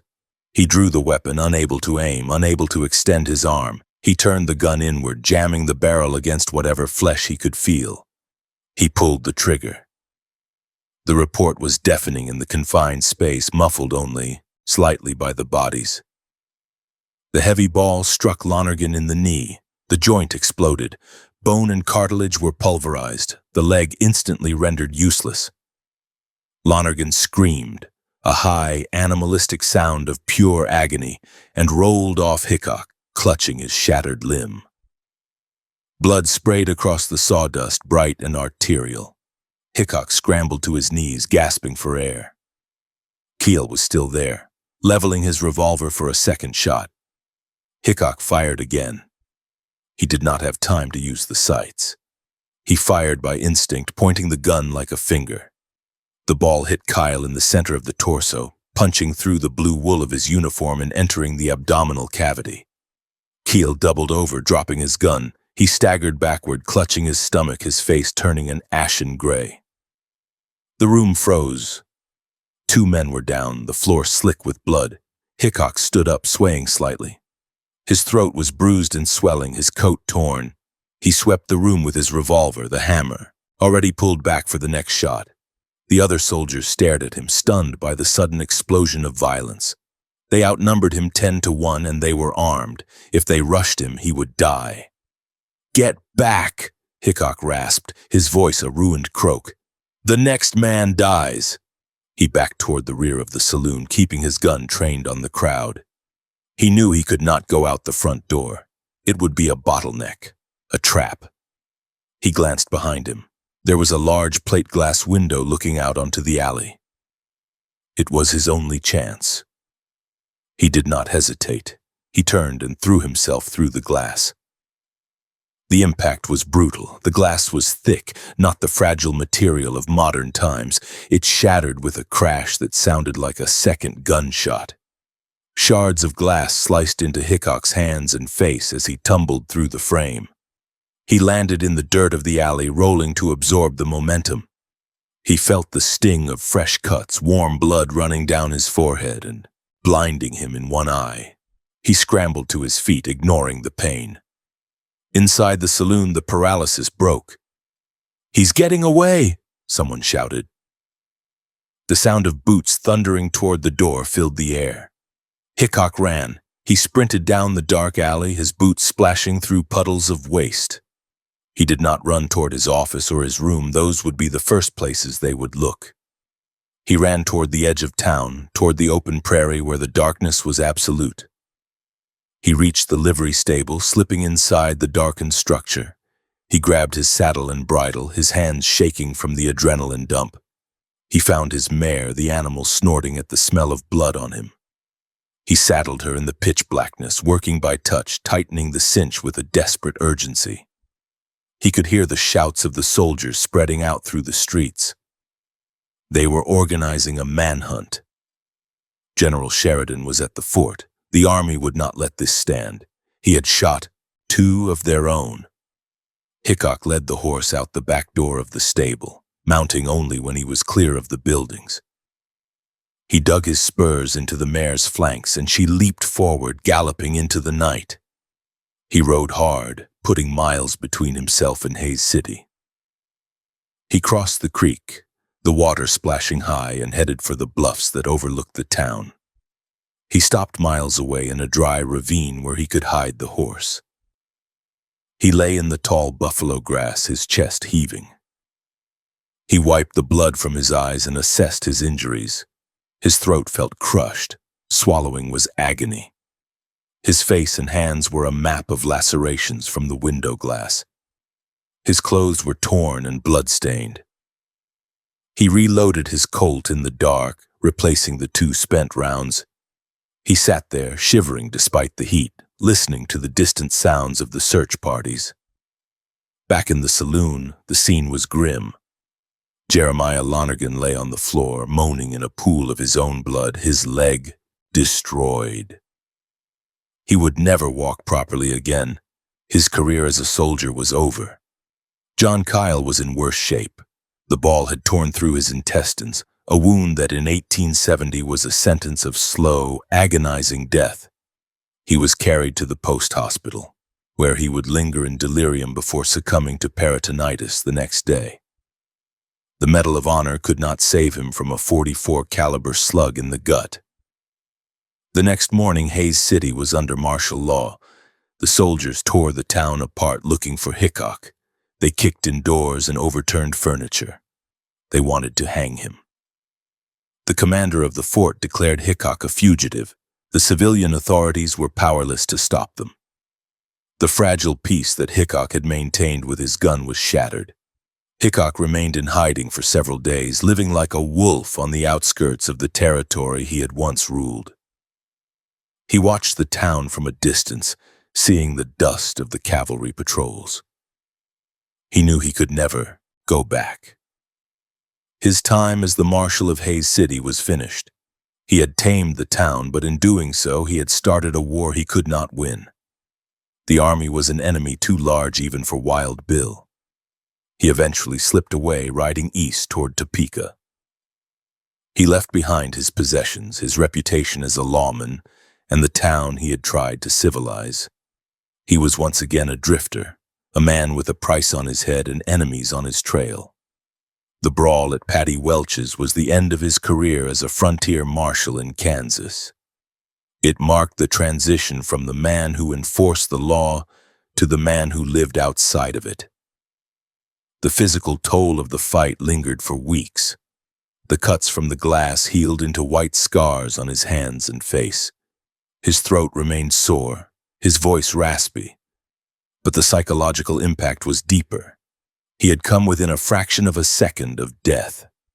If Kyle's gun had not misfired, James Butler Hickok would have died on a sawdust floor in a cheap saloon, remembered only as a failure. The randomness of his survival gnawed at him.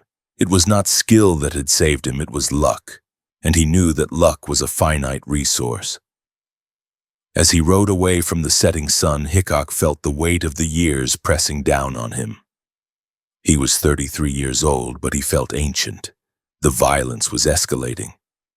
It was no longer about quick draws and fair fights. It was about brawls, assassinations, and overwhelming force. The West was getting wilder, not tamer, and he was at the center of the storm. He stopped at a stream to wash the dried blood from his face. The water was cool, a stark contrast to the heat of the night before. He looked at his reflection in the moonlight. The face that stared back was haggard, the eyes dark and haunted. He splashed water on his neck, wincing at the tenderness. He remounted and rode on, the rhythm of the horse's hooves counting down the miles. The news of the fight spread quickly.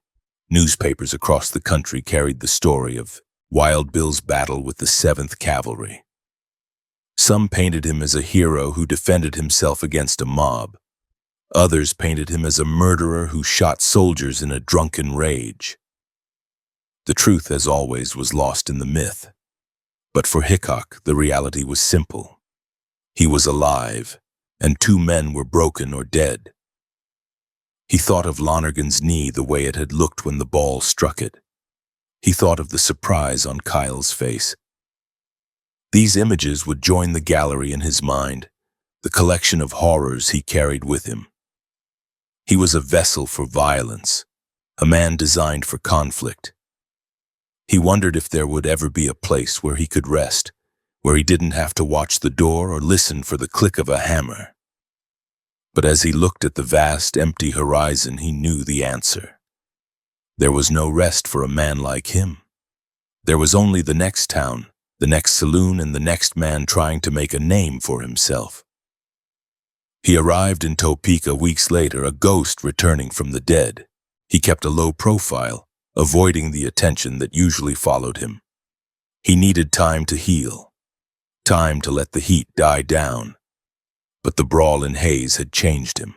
It had stripped away the last veneer of the lawman. He was a gunfighter now, pure and simple. The badge was gone.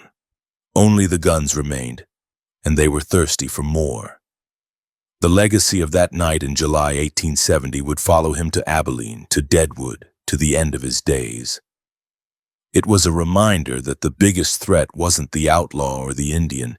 It was the chaos of the frontier itself, a chaos that consumed everything it touched. Hickok had survived the brawl, but a part of him had died on that floor in Hayes City. The part that believed he could be a part of society was gone. He was an outsider now, a legend walking alone in the dark. April 15th, 1871. Marked the beginning of a reign of iron and fear in the most notorious cattle town on the American frontier.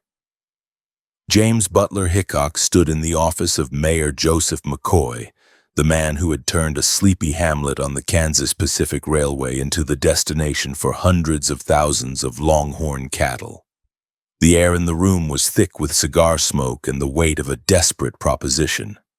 The previous marshal, Tom Smith, had been brutally murdered, nearly decapitated with an axe by a homesteader miles outside of town, leaving Abilene without a central authority figure capable of handling the deluge of Texas drovers that flooded the streets every spring.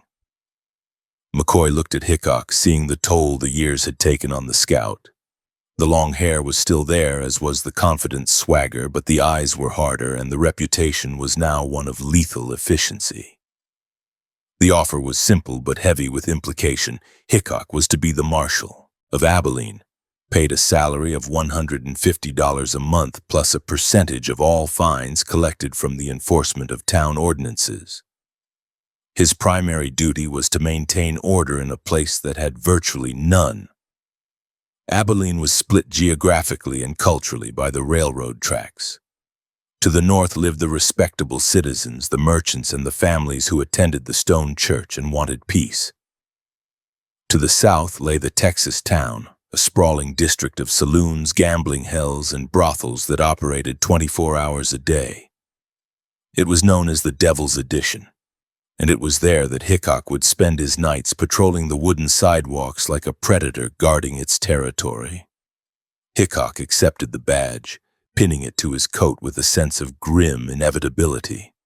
He established his headquarters at the Alamo Saloon, a grand establishment on Cedar Street that boasted glass mirrors, green baize gaming tables, and an orchestra that played every night. This became his throne room. He did not patrol in the traditional sense of walking a beat to check door handles. Instead, he sat at a specific table in the Alamo, his back against the wall, sipping cold coffee or whiskey, watching the reflection of the room in the mirror. When he did move, it was with the sudden, explosive violence that had defined his tenure in Hays City. He knew that to rule Abilene, he could not be a peace officer. He had to be a force of nature. The cattle season of 1871 brought nearly 600,000 head of cattle up the Chisholm Trail. With the herds came the cowboys, men who had spent months on the trail eating dust and sleeping on the hard ground. When they hit Abilene, they were flush with pay and looking for release. They were Southerners, many of them Confederate veterans who viewed the Northern laws and the Yankee Marshal with deep, abiding hatred. To them, Hickok was not a figure of justice. He was a symbol of the oppression they had fought against in the war. They called him a dandy because of his fancy waistcoats and polished boots. But they whispered about his speed with the Navy Colts tucked into his red sash. One of the first tests of Hickok's authority came from the owners of the Bull's Head Tavern, Phil Coe and Ben Thompson. Both men were Texans, gamblers, and dangerous operators who resented Hickok's interference in their business. Thompson was a known gunman, a man with a reputation that rivaled Hickok's own. They had commissioned a sign for their establishment, a large painting of a bull to be mounted on the front of the building. When the sign went up, it caused an immediate scandal. The artist, at the request of the owners, had depicted the bull with complete and exaggerated anatomical correctness. The respectable women of the North Side were horrified, and the town council demanded the image be altered. Coe and Thompson refused to change the sign, seeing the order as an infringement on their rights and a direct challenge from the Yankee administration. Hickok did not debate the artistic merits of the bull. He simply walked to the bull's head with a bucket of white paint and a brush, accompanied by 2 hired men carrying shotguns. He stood in the street, his thumbs hooked in his sash, while his men painted over the offending anatomy. Coe watched from the doorway, his hand hovering near his pistol, his face purple with rage. He did not draw. The silent threat of the marshal, standing relaxed but ready in the dusty street, was enough to stifle the rebellion for the moment. But the humiliation festered, adding fuel to the fire that was building between the marshal and the Texas contingent. The summer dragged on, the heat intensifying until the Kansas plains felt like the inside of a kiln. The smell of the town was a physical assault, a mixture of manure, rotting offal from the slaughterhouses, and the unwashed bodies of thousands of men. Hickok enforced a strict ban on carrying firearms within the town limits. Upon arriving in Abilene, cowboys were required to check their pistols at the depot or at their hotels.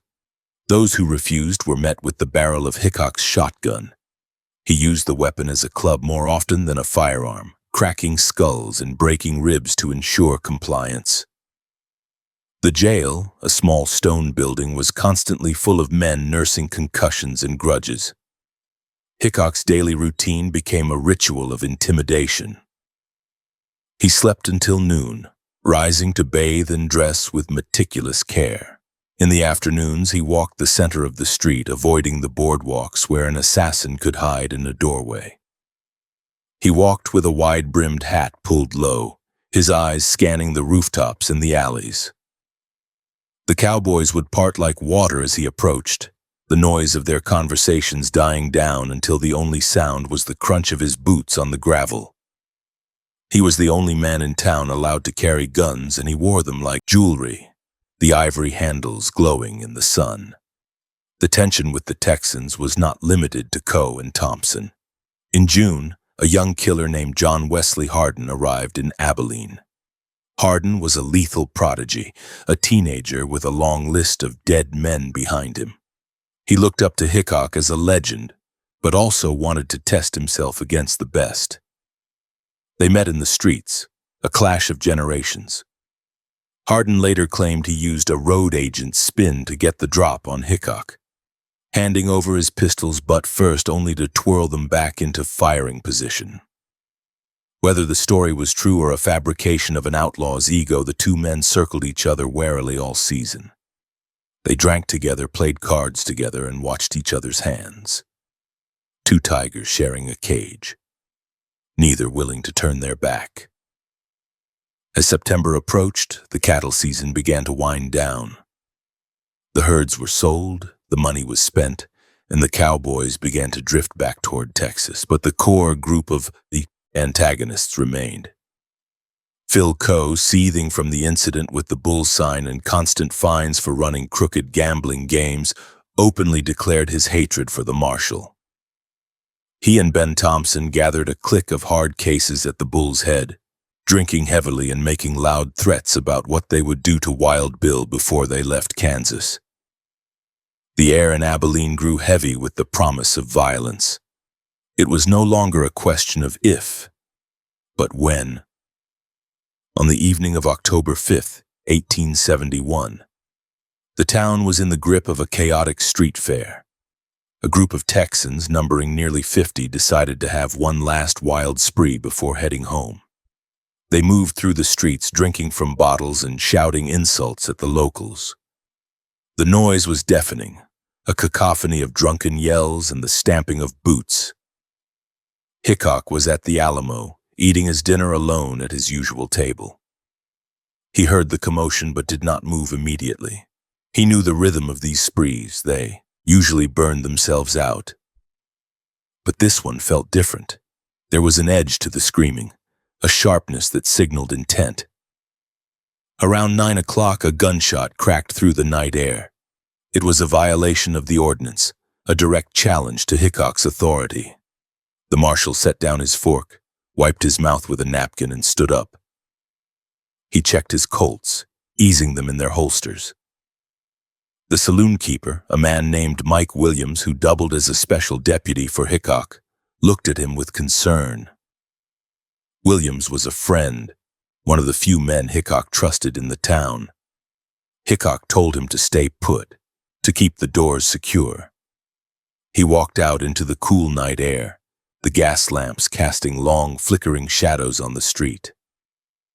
Hickok moved toward the source of the shot, which had come from the vicinity of the Bull's Head. He did not walk down the center of the street this time. The crowd was too thick.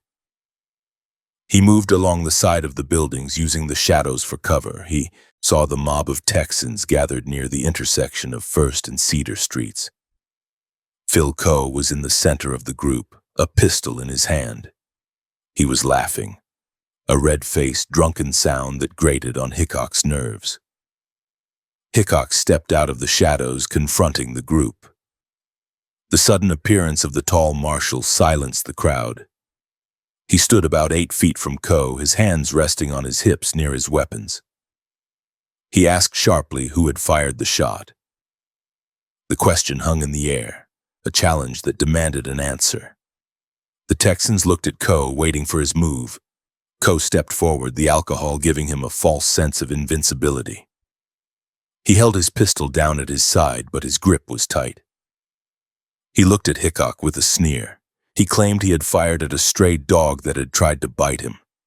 It was a lie, a transparent excuse to justify the discharge of the weapon. Hickok did not blink. He stared into Coe's eyes, reading the intent there. He knew Coe was going to shoot. The moment stretched, time slowing down as it always did for Hickok before the killing started. He saw the tension in Coe's shoulder, the slight shift in weight. Coe raised his revolver, not to surrender it, but to fire. He thumbed the hammer back, the click audible in the silence. "I have a shot for you too," Coe shouted, bringing the weapon up. Hickok reacted with the speed that had made him a legend. He did not reach for the shotgun he had left behind. He reached for the ivory-handled Colts. Coe fired first, his shot hasty and ill-aimed.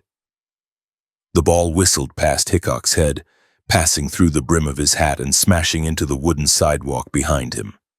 It was a miss, born of fear and drunkenness. Hickok did not miss. He drew his two revolvers, the motion a blur of movement that the eye could barely track. He leveled them at Coe, his face a mask of cold concentration. He fired. The two reports sounded almost as one, a thunderous roar that cleared the street. Both heavy slugs struck Coe in the abdomen. The impact was devastating. Coe doubled over, his weapon falling from his hand as he clutched his stomach. He stumbled backward, his legs giving way, and collapsed into the dusty street. The crowd of Texans scattered, diving for cover behind water troughs and rain barrels. The sudden explosion of violence had broken their nerve. They had expected a shouting match, perhaps a fist fight, but not this instant lethal response. Hickok stood his ground, his gun still raised, smoke drifting from the barrels. He swept the muzzles back and forth, daring anyone else to make a move. "If any of you want the rest of these slugs, step out," he roared, his voice cracking with the adrenaline. Coe lay on the ground, groaning in agony. The wounds were mortal. The slugs had torn through his intestines, a death sentence that would play out over days of suffering.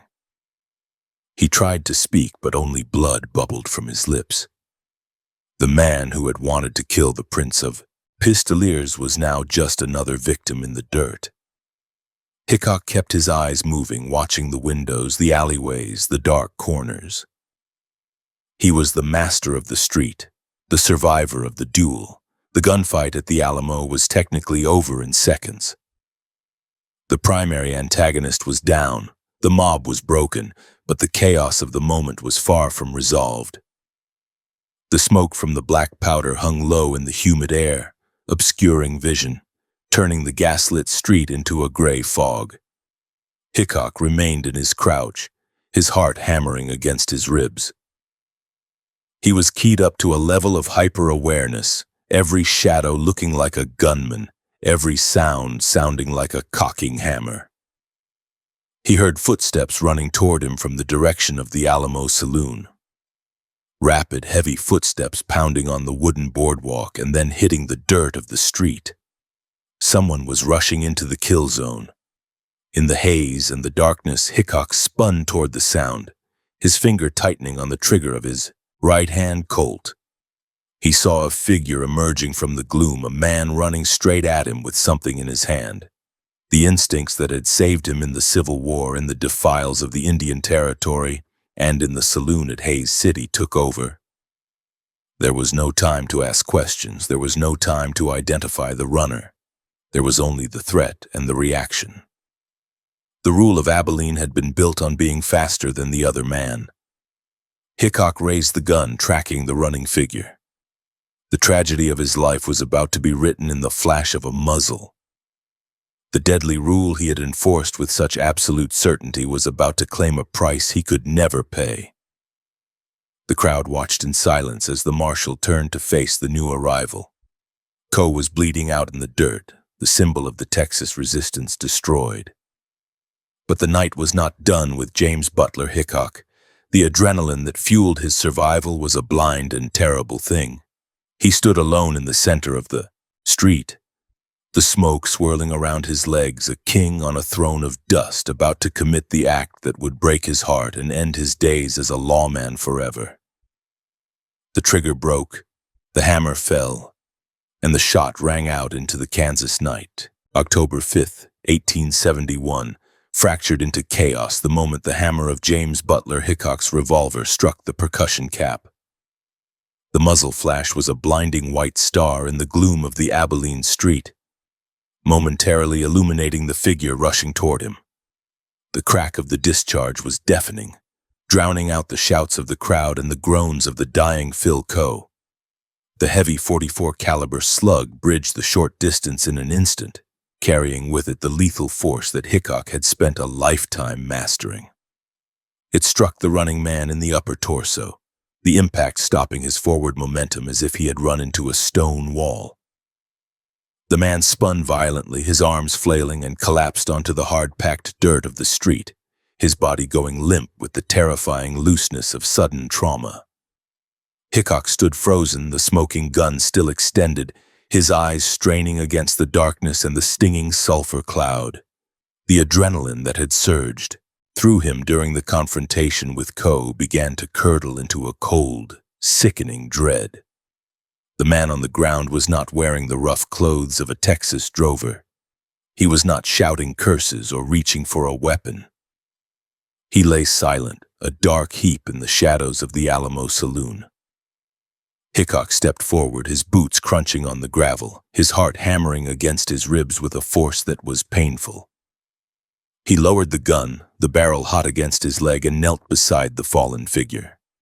The gaslight from the saloon spilled out onto the street, casting a pale yellow glow over the face of the victim. Hickok felt the world tilt on its axis. The face staring up at him, eyes wide with shock and pain, belonged to Mike Williams. It was his friend, his special deputy, the man he had told to guard the door. Williams had seen the trouble starting, heard the shots, and had run into the street to back up the marshal, to stand beside him against the mob. In the confusion, in the hair-trigger tension of the kill zone, Hickok had mistaken his haste for aggression. He had killed the only man in Abilene who had come to help him. "Mike," Hickok whispered, the name scraping out of his throat like broken glass. He dropped his guns into the dust, ignoring the tools of his trade for the first time in his life.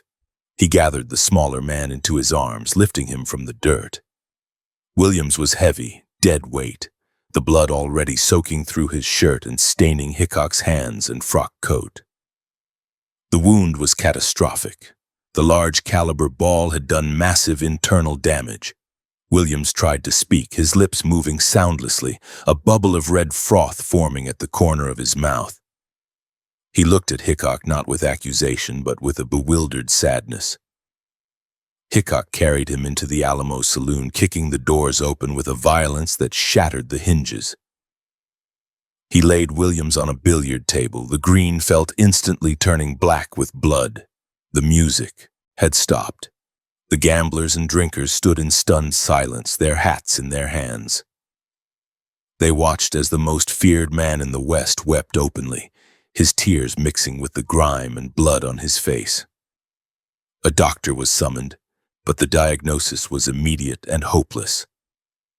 Mike Williams died on the felt of the gaming table, his life extinguished by the man he had tried to serve. The grief that seized Hickok was instantaneous and terrifying. It transformed in seconds into a black, towering rage.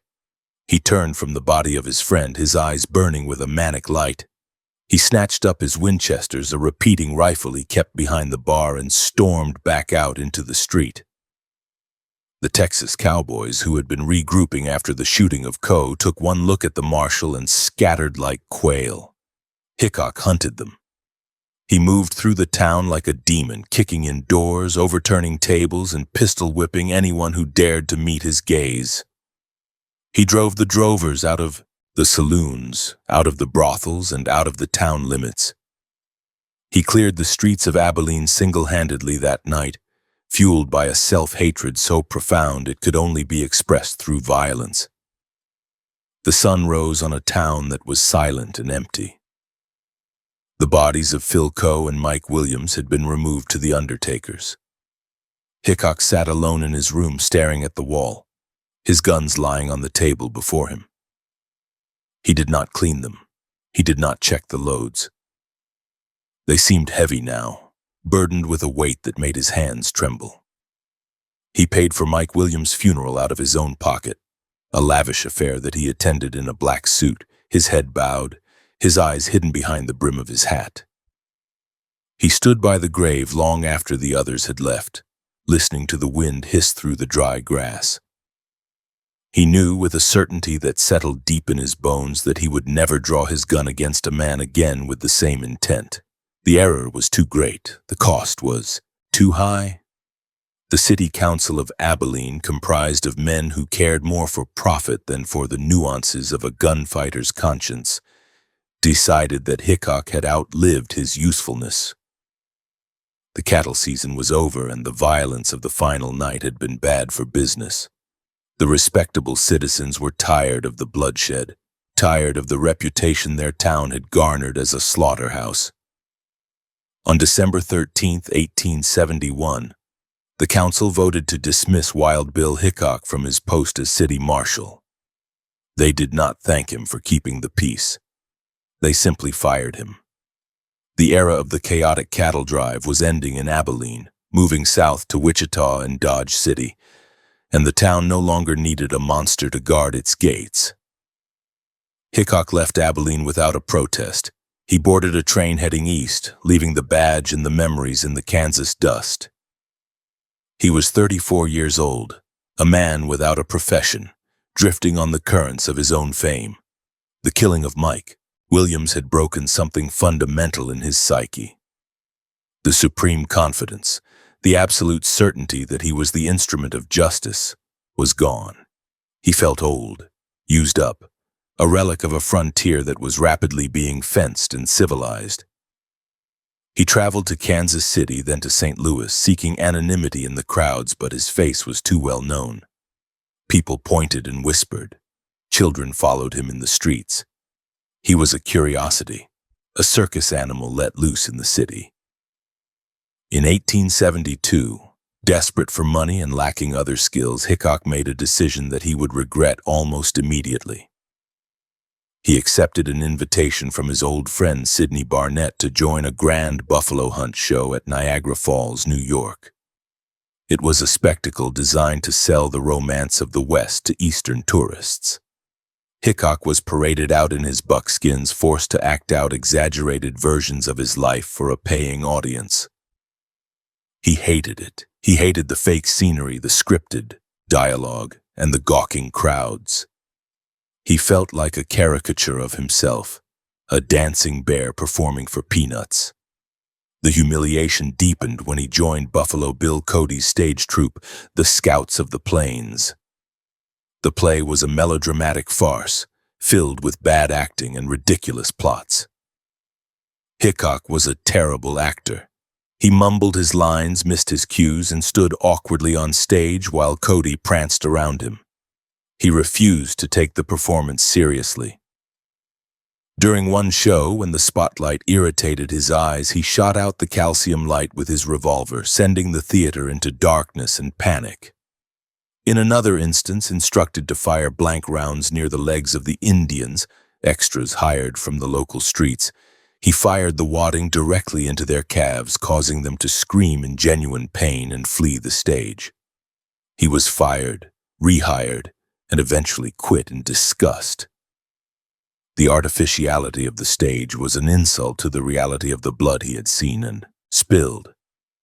It was during this time in the East, amidst the gaslights and the smoke of the theaters, that Hickok began to notice the deterioration of his vision. At first, it was a subtle blurring, a difficulty in focusing on distant objects. Then came the pain, a dull ache behind the eyes that intensified in bright light. He visited a doctor in New York, a specialist who peered into his eyes with cold, clinical instruments. The diagnosis was ophthalmia, a catch-all term for severe inflammation, likely complicated by the early stages of glaucoma or trachoma, possibly a result of the snow blindness he suffered during the Indian Wars, or a secondary symptom of a systemic infection. The news was a death sentence for a man whose survival depended on his eyesight. The doctor warned him that the condition was progressive and irreversible. He would eventually go blind. The realization terrified Hickok more than any gunfight ever had. He was a creature of vision, his marksmanship, his ability to read a room. His very identity was tied to his ability to see. The darkness was closing in, literally and metaphorically. He began to wear colored glasses with blue or smoked lenses to protect his sensitive eyes from the glare of the sun. The glasses gave him a sinister insect-like appearance, distancing him further from the people around him. He drifted back west in 1874, unable to tolerate the East any longer. He went to Cheyenne, Wyoming, a town that was still rough enough to accommodate a man of his nature. But he was not the same Wild Bill who had ruled Hays and Abilene. He was quieter, more withdrawn. He spent his days in the gambling halls playing poker and faro, relying on his reputation to keep trouble at bay. He drank heavily, the whiskey dulling the pain in his eyes and the memory of Mike Williams's face. He avoided gunplay, diffusing situations with words or simply walking away, actions that would have been unthinkable a few years prior. The poverty of his situation became acute. He was arrested in Cheyenne for vagrancy, a humiliating charge for the most famous lawman in America. He sat in a cell, the iron bars blurring in his failing vision, a man who had once commanded the respect of generals and the fear of outlaws. He was released after paying a fine, but the stain remained. He was living on borrowed time and borrowed money. He wrote letters to friends asking for loans, his handwriting becoming larger and more jagged as he struggled to see the paper. Despite the decline, he still cut a striking figure. He married Agnes Lake Thatcher in March of 1876, a circus owner and widow he had met years earlier. It was a strange union, a grasp at domesticity and stability that Hickok knew he could not maintain. He left her in Cincinnati shortly after the wedding, driven by a restlessness he could not name. He told her he needed to make a stake in the West, to find gold in the Black Hills, to secure their future, but deep down, he knew he was running toward his end. He could not be a husband. He could only be Wild Bill. By 1875, the shadows were lengthening. Hickok was living in a twilight world. He relied more on his hearing, the sound of boots on the floorboards, the creak of a door hinge. He became paranoid, convinced that enemies were circling, waiting for the moment when his eyes would fail completely. He sat with his back to the wall always, his shotgun on the table, peering into the smoky room through his dark glasses. The ghost of Mike Williams sat with him, a silent companion in the haze. The accidental killing had stripped him of his moral armor. He no longer believed in the righteousness of his violence. He was just a man with a gun, waiting for the dark. The West was changing around him. The open range was being fenced with barbed wire. The buffalo were gone, replaced by cattle. The Indian wars were entering their final bloody phase. Hickok felt like a stranger in the land he had helped to tame. He heard rumors of gold in the Dakota Territory in a place called Deadwood Gulch. It was lawless territory, Indian land, a place where a man could disappear or find a fortune. It called to him.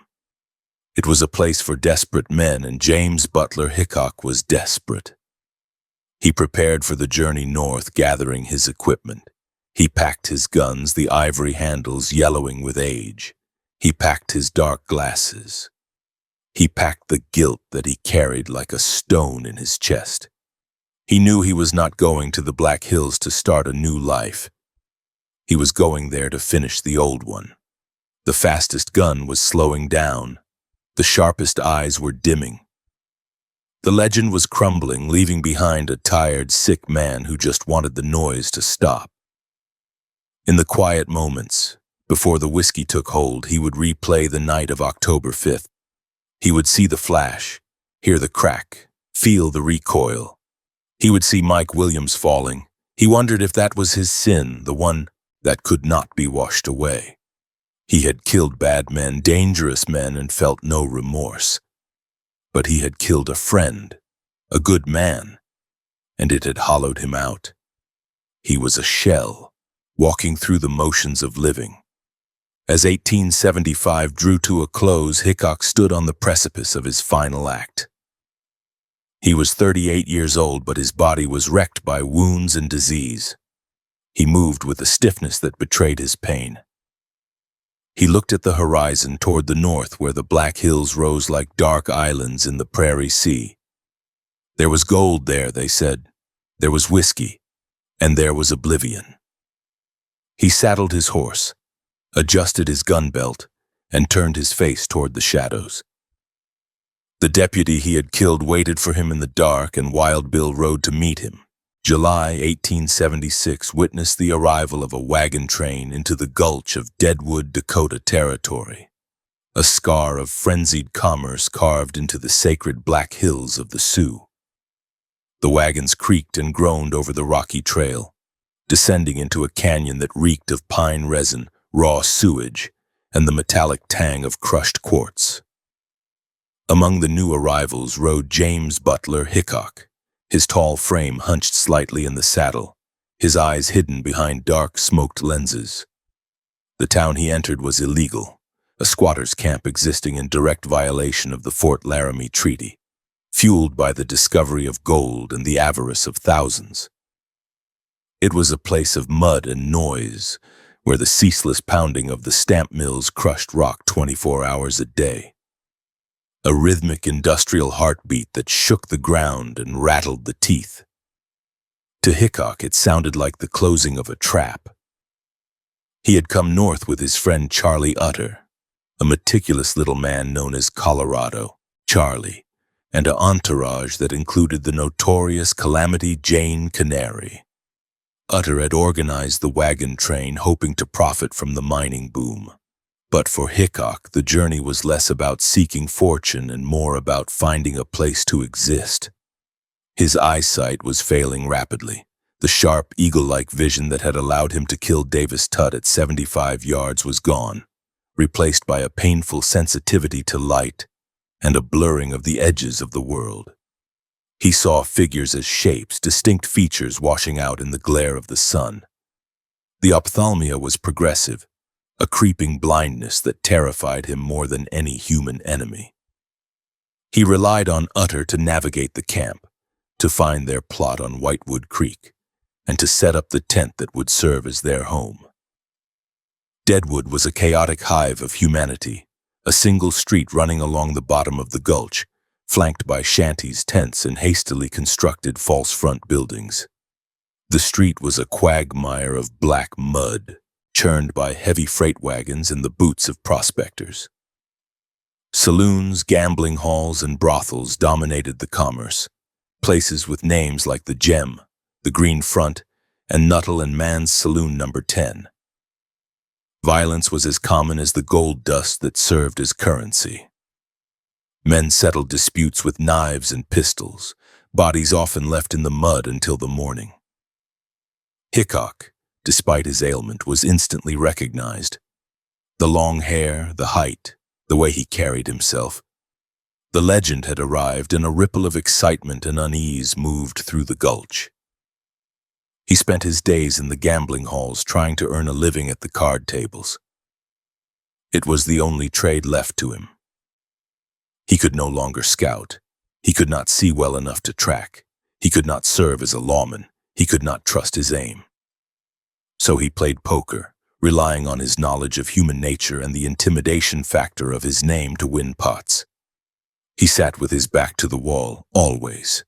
It was a ritual born of decades of survival, a hard-learned lesson that safety only existed when no man could walk behind you.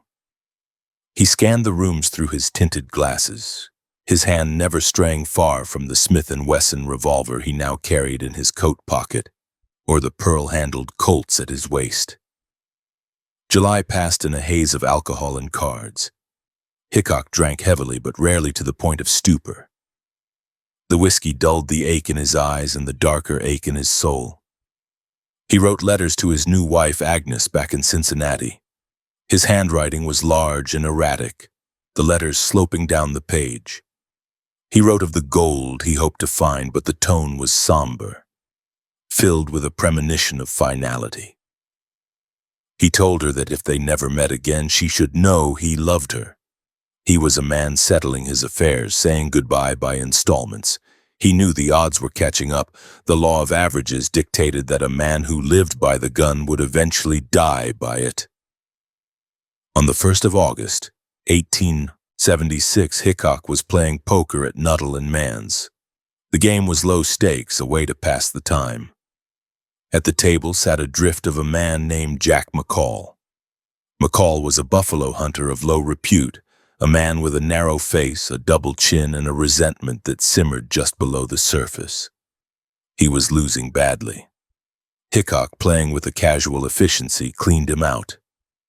McCall pushed his last few coins into the pot and lost them. He sat there, sullen and broke, staring at the cards. Hickok, perhaps feeling a twinge of pity or perhaps just wanting the man to leave, pushed a few dollars back across the table. He told McCall to take the money and go get some breakfast. It was a gesture of charity, but to a man like McCall, humiliated in front of the room, it felt like an insult. McCall took the money, but he left with a burning hatred in his gut. The morning of August 2nd dawned hot and humid. The air in the gulch was stagnant, trapped between the high canyon walls. Hickok woke in the camp at Whitewood Creek, splashing cold water on his face to clear the sleep.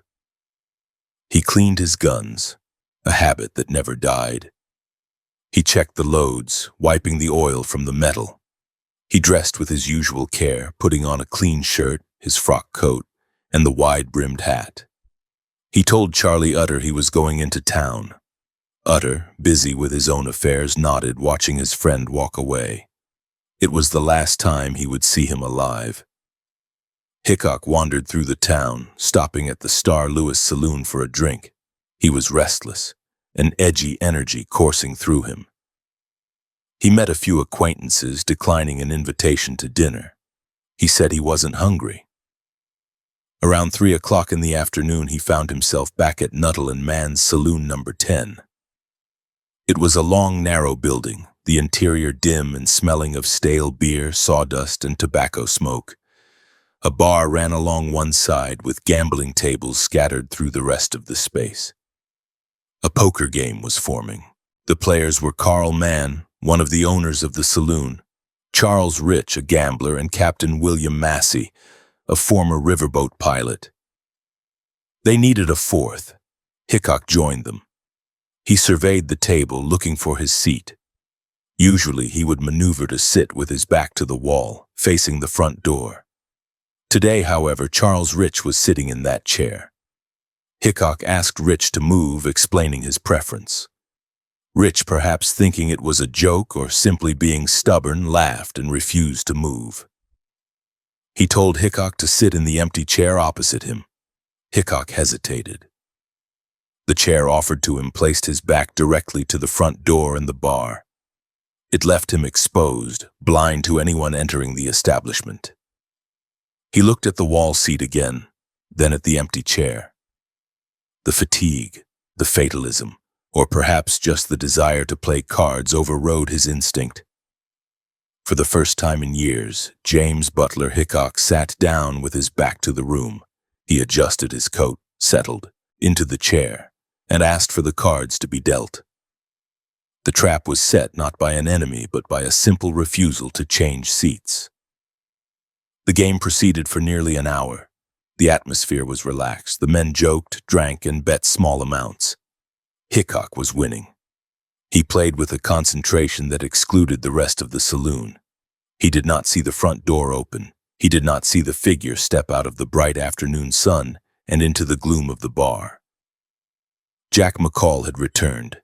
He wore a slouch hat pulled low and a coat that was too heavy for the weather. He moved with a nervous, jerky gait, his eyes darting around the room. McCall walked to the bar, standing near the end.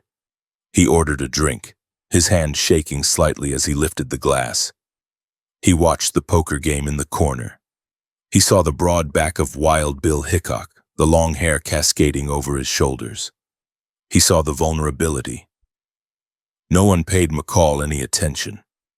He was just another drifter in a town full of them. He finished his drink and stepped away from the bar. He did not leave. He began to walk toward the poker table, moving slowly, positioning himself behind the players. At the table, the hand was dealt. Hickok picked up his cards. He held the ace of spades and the ace of clubs. He held the 8 of spades and the 8 of clubs. His whole card, the 5th card, would never be revealed to history. He looked at the pairs, a strong hand known as Dead Man's Hand only in retrospect. He was considering his bet, his mind calculating the odds, completely unaware of the shadow looming behind him. McCall stopped directly behind Hickok's chair, less than 3 feet away. He stood there for a second, gathering his nerve. The saloon was noisy with conversation and the clinking of glasses. No one noticed the man standing behind the legend. McCall reached into his coat and drew a .45 caliber single-action revolver. It was a cheap gun, but at this range it did not matter. He raised the weapon, leveling the barrel at the back of Hickok's head. "Damn you! Take that!" McCall screamed. The shout caused the other players to look up, but it was too late. McCall pulled the trigger. The hammer fell. The gun roared, a thunderous explosion in the confined space. The heavy slug struck Hickok in the back of the head, slightly to the right of center. The ball did not mushroom immediately. It punched through the occipital bone, tearing through the brain matter in a fraction of a second. It severed the vital connections that sustained life instantly. There was no pain, no realization of death. The lights simply went out. The bullet, carrying massive kinetic energy, exited through Hickok's right cheek, shattering the zygomatic arch. It continued its flight, striking Captain Massey in the left wrist, shattering the bone and embedding itself in his forearm. Massey screamed, clutching his arm, staring in horror at the man across from him. Hickok did not fall forward. The impact of the shot snapped his head forward, his chin striking his chest. His body went instantly flaccid. He slumped sideways in the chair, then slid slowly to the floor. The cards slipped from his relaxing fingers, the black aces and eights fluttering down to rest in the sawdust beside his body. He lay on his side, his eyes open but seeing nothing, the dark lenses of his glasses askew on his face. Blood began to pool rapidly under his head, staining the floorboards a deep, glossy crimson. Pandemonium erupted in the saloon. Men dove under tables, scrambling for the exits. The smell of burnt gunpowder hung thick in the air. McCall, in a panic, tried to keep the crowd at bay. He snapped his pistol at the bartender, Harry Young. The gun misfired. He swung it toward another man and pulled the trigger again. Another misfire.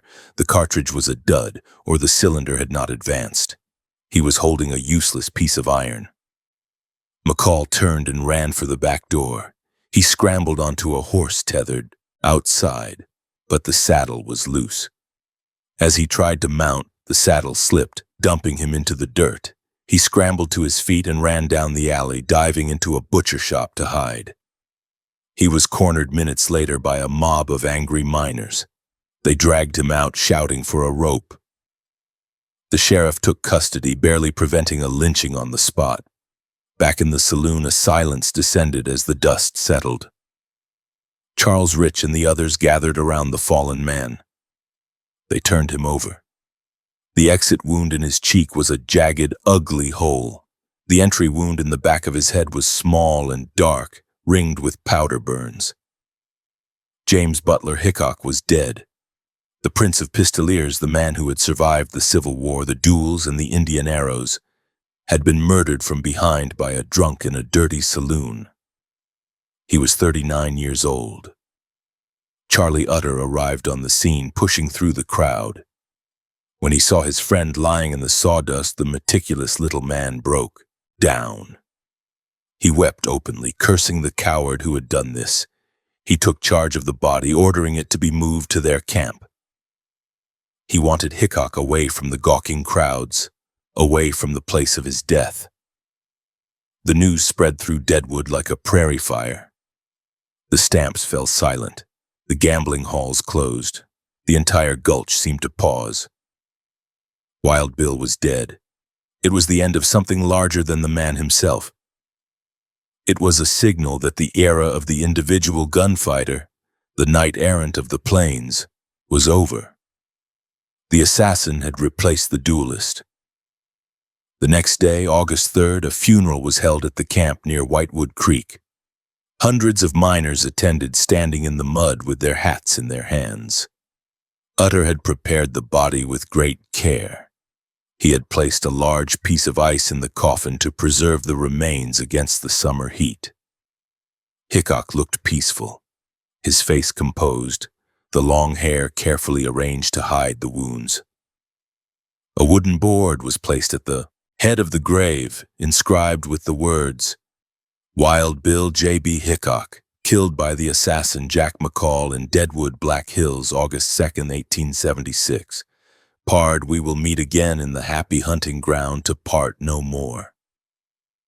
While Hickok was being buried, a miners' court was convened to try Jack McCall. It was a farce of justice. The jury was composed of miners eager to get back to their claims. McCall testified that he killed Hickok in revenge for the death of his brother in Abilene, a lie that had no basis in fact. He played the victim, the underdog. The jury, perhaps resentful of Hickok's reputation or simply wanting to be done with the matter, acquitted McCall. He walked out of the theater a free man, leaving town immediately. But justice, though delayed, was inevitable. McCall bragged about the killing in Laramie, Wyoming. He was arrested by a U.S. Marshal who recognized that the miners' court had no legal jurisdiction in the territory. He was taken to Yankton, Dakota Territory, for a real trial. This time there was no sympathy. The facts were laid bare. The shot from behind, the lack of provocation, the cold-blooded nature of the murder. McCall was found guilty and sentenced to hang. On March 1, 1877, he climbed the scaffold. As the noose was placed around his neck, he remained defiant. But the trapdoor opened and he strangled to death at the end of the rope, his neck not breaking in the fall. Hickok's body would not rest in Whitewood Creek. As the town expanded, the cemetery was moved to Mount Moriah, high on a hill overlooking the gulch. Charlie Utter oversaw the reburial. When the coffin was opened, observers noted that Hickok seemed almost perfectly preserved, his features petrified by the calcium carbonate in the soil. He was reinterred under a stone monument, looking out over the town that had claimed his life. The legacy of that afternoon in Nuttall and Mann's reverberated through history. The hand he held, aces and eights, became the dead man's hand, a symbol of bad luck and impending doom. The image of the long-haired gunfighter lying on the saloon floor marked the closing of the frontier. The West was no longer wild in the same way. It was becoming a place of laws, of judges, and of industry. The men who had lived by the gun were dying out, replaced by corporations and railroads. James Butler Hickok died as he had lived, violently, publicly, and at the center of attention. But in the end, it wasn't a fast draw or a fair fight that took him. It was a moment of carelessness, a single instance of letting his guard down, and the resentment of a small man with a cheap gun. The fastest shot alive never cleared leather. He died holding cards, not iron. And in the silence of the grave on Mount Moriah, the wind through the pines whispered the final truth of the Old West. No one is fast enough to outrun their own shadow forever.